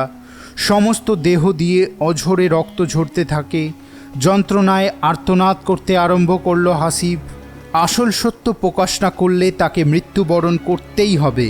সে চিৎকার করে উঠল, আমাকে ছেড়ে দাও, আমি সব বলছি। হাসিবের বাঁধন খুলে তাকে পোশাক পরানো হলো। উজির হুকুম দিল, তুমি পাতালের রানীকে আহ্বান করো। প্রাসাদের বাইরে নির্জন স্থানে এসে দাঁড়ালো হাসিব, যেখান থেকে একদিন সে পাতালে প্রবেশ করেছিল। তার সামনে দাঁড়িয়ে মনে মনে রানী যমলিকাকে আহ্বান করে। হঠাৎ হাসিবের পায়ের তলার মাটি কেঁপে উঠল। বিকট শব্দে মাটি ফেটে চৌচির হয়ে গেল। সাদা ধোঁয়ায় চারিদিক ছেয়ে গেল। থরথর করে কাঁপতে থাকে হাসিব। ধোঁয়ার কুণ্ডলী চোখের সামনে থেকে মিলিয়ে যেতেই হাসিব দেখল তার সামনে দাঁড়িয়ে আছে রানী যমলিকা। ক্রুদ্ধ দুই চোখে যেন আগুন ঝরছে। তিনি গর্জন করে বললেন, তুমি প্রতিশ্রুতি ভঙ্গ করে কেন আমাকে আহ্বান করলে? রানীর সামনে নতজানু হয়ে হাসিব বলে ওঠে, আমার কোনো অপরাধ নেই। লোকেরা জোর করে আমাকে গোসল করায়। উজিরের আদেশে আমাকে নির্মমভাবে চাবুক মারা হয়েছে। মুহূর্তে রানীর ক্রোধ প্রশমিত হয়ে এলো। শান্ত স্বরে বললেন, আমি সমস্তই জানি, তোমার কোনো অপরাধ নেই।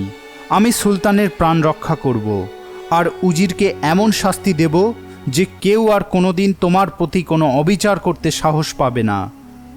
রানী যমলিকা হাসিবের হাতে দুটি পাত্র তুলে দিলেন, একটা সোনার আর একটা রূপোর। বললেন, এই সোনার পাত্রের দুধ সুলতানকে পান করতে দেবে, আর এই রূপোর পাত্রের দুধ উজিরকে দিয়ে বলবে যে এই দুধ পান করবে, কোনো ব্যাধি তাকে স্পর্শ করতে পারবে না। তুমি পাত্র নিয়ে আমার সামনে এসে দাঁড়াও। রানী যমলিকা ধীরে ধীরে তার ঊর্ধ্বাঙ্গের সব আবরণ উন্মোচন করতে বেরিয়ে এলো দুটি স্তন। হাসিবের মনে হলো ঠিক যেন দুটি প্রস্ফুটিত ফুল, এক অনন্ত সৌন্দর্যের আধার। দুই স্তনে চাপ দিতেই বেরিয়ে এলো দুধের ধারা। পাত্র পূর্ণ করে রানীকে প্রণাম করে প্রাসাদে ফিরে চলল হাসিব। রানীর আদেশ মতো সুলতানকে স্বর্ণপাত্রে দুধ খাইয়ে দিল। সাথে সাথে এক অলৌকিক কাণ্ড হলো। এক লাফে বিছানা ছেড়ে উঠে দাঁড়ালেন সুলতান। তপ্ত সোনার মতো উজ্জ্বল হয়ে গিয়েছে গাত্রবর্ণ, দেহে কুষ্ঠরোগের চিহ্নমাত্র নেই। হাসিব রৌপ্য পাত্রের দুধ এগিয়ে দিল উজিরের দিকে। এই দুধ যে পান করবে, কোনো দিন কোনো ব্যাধি তাকে স্পর্শ করতে পারবে না। পাছে সুলতান সেই দুধ চেয়ে নেন। এক চুমুকে সমস্ত দুধটুকু খেয়ে ফেললেন উজির। সাথে সাথে তার দেহ ফুলতে আরম্ভ করল। ফুলতে ফুলতে কক্ষের আধখানা পূর্ণ হয়ে গেল। তারপর সশব্দে ফেটে গেল। খণ্ড বিখণ্ড হয়ে ছড়িয়ে পড়ল কক্ষের চারিদিকে। পরদিন সিংহাসন আরোহণ করে সুলতান ঘোষণা করলেন, মৃত উজিরের শূন্য পদে হাসিবকে নিয়োগ করা হলো। সেই সাথে সুলতান তাকে দিলেন প্রচুর উপহার। কিছুদিন পর হাসিবের মা মারা গেলেন। মৃত্যুর আগে ছেলেকে এক টুকরো কাগজ দিয়ে বললেন, এই কাগজটা তোমার বাবা তোমার জন্যে রেখে গিয়েছেন। হাসিব কাগজটা খুলে দেখল, তাতে লেখা আছে, সমস্ত শিক্ষাই অর্থহীন। আল্লাহ নিজেই মানুষকে সময়ে সব শিক্ষা দেন। শাহরাজাদ তার কাহিনী শেষ করল। রাত শেষ হয়ে সকাল হলো। পরদিন শুরু হলো নূতন কাহিনী।